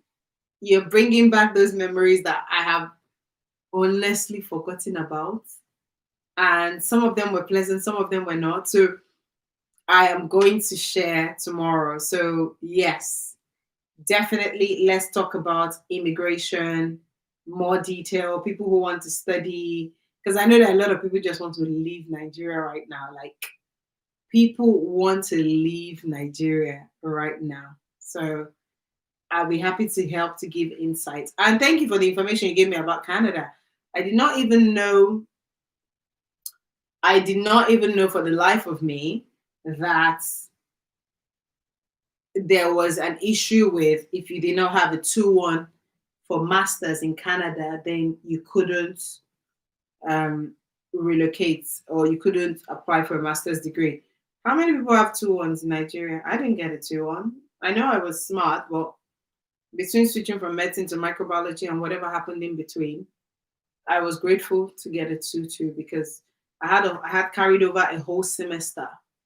So I would have gotten a 2-1 if I didn't do that because my final year GPA was 4.4, 4.45, I think. Yeah. My final year only was 4.45. But my second year between switching between medicine and microbiology had actually just crumbled everything I worked hard for or didn't work hard for. I don't know. But that's history now. So, yes, we're coming to the end of tonight. Oh, I'm going to go and lie down in a bit. But I've absolutely enjoyed chatting with you guys today. And tomorrow we're gonna talk about immigration. Tomorrow we're gonna talk about immigration. I'm excited. I am so excited. I'm not even going to lie. I am super excited about talking about immigration tomorrow. This is gonna be cool. So, on that note, I'm just going to leave this to run for a little bit and I'm going to cut it off. But thank you so much for joining. And yeah, I'm going to see you tomorrow. If you can join, please, please, please join. I will see you tomorrow. Thank you so much. I'm going to put myself on mute for a minute. I want to shoot an Instagram story.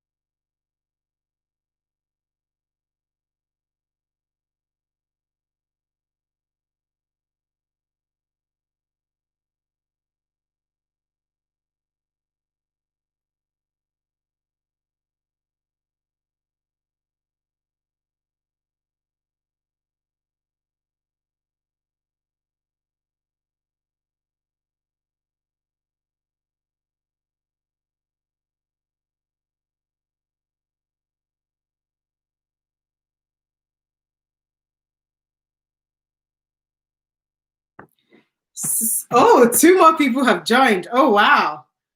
Who are you? Identify yourself. 2 more people have joined, but we're just about to round up. Oh my God, I'm so excited. We're coming back here tomorrow.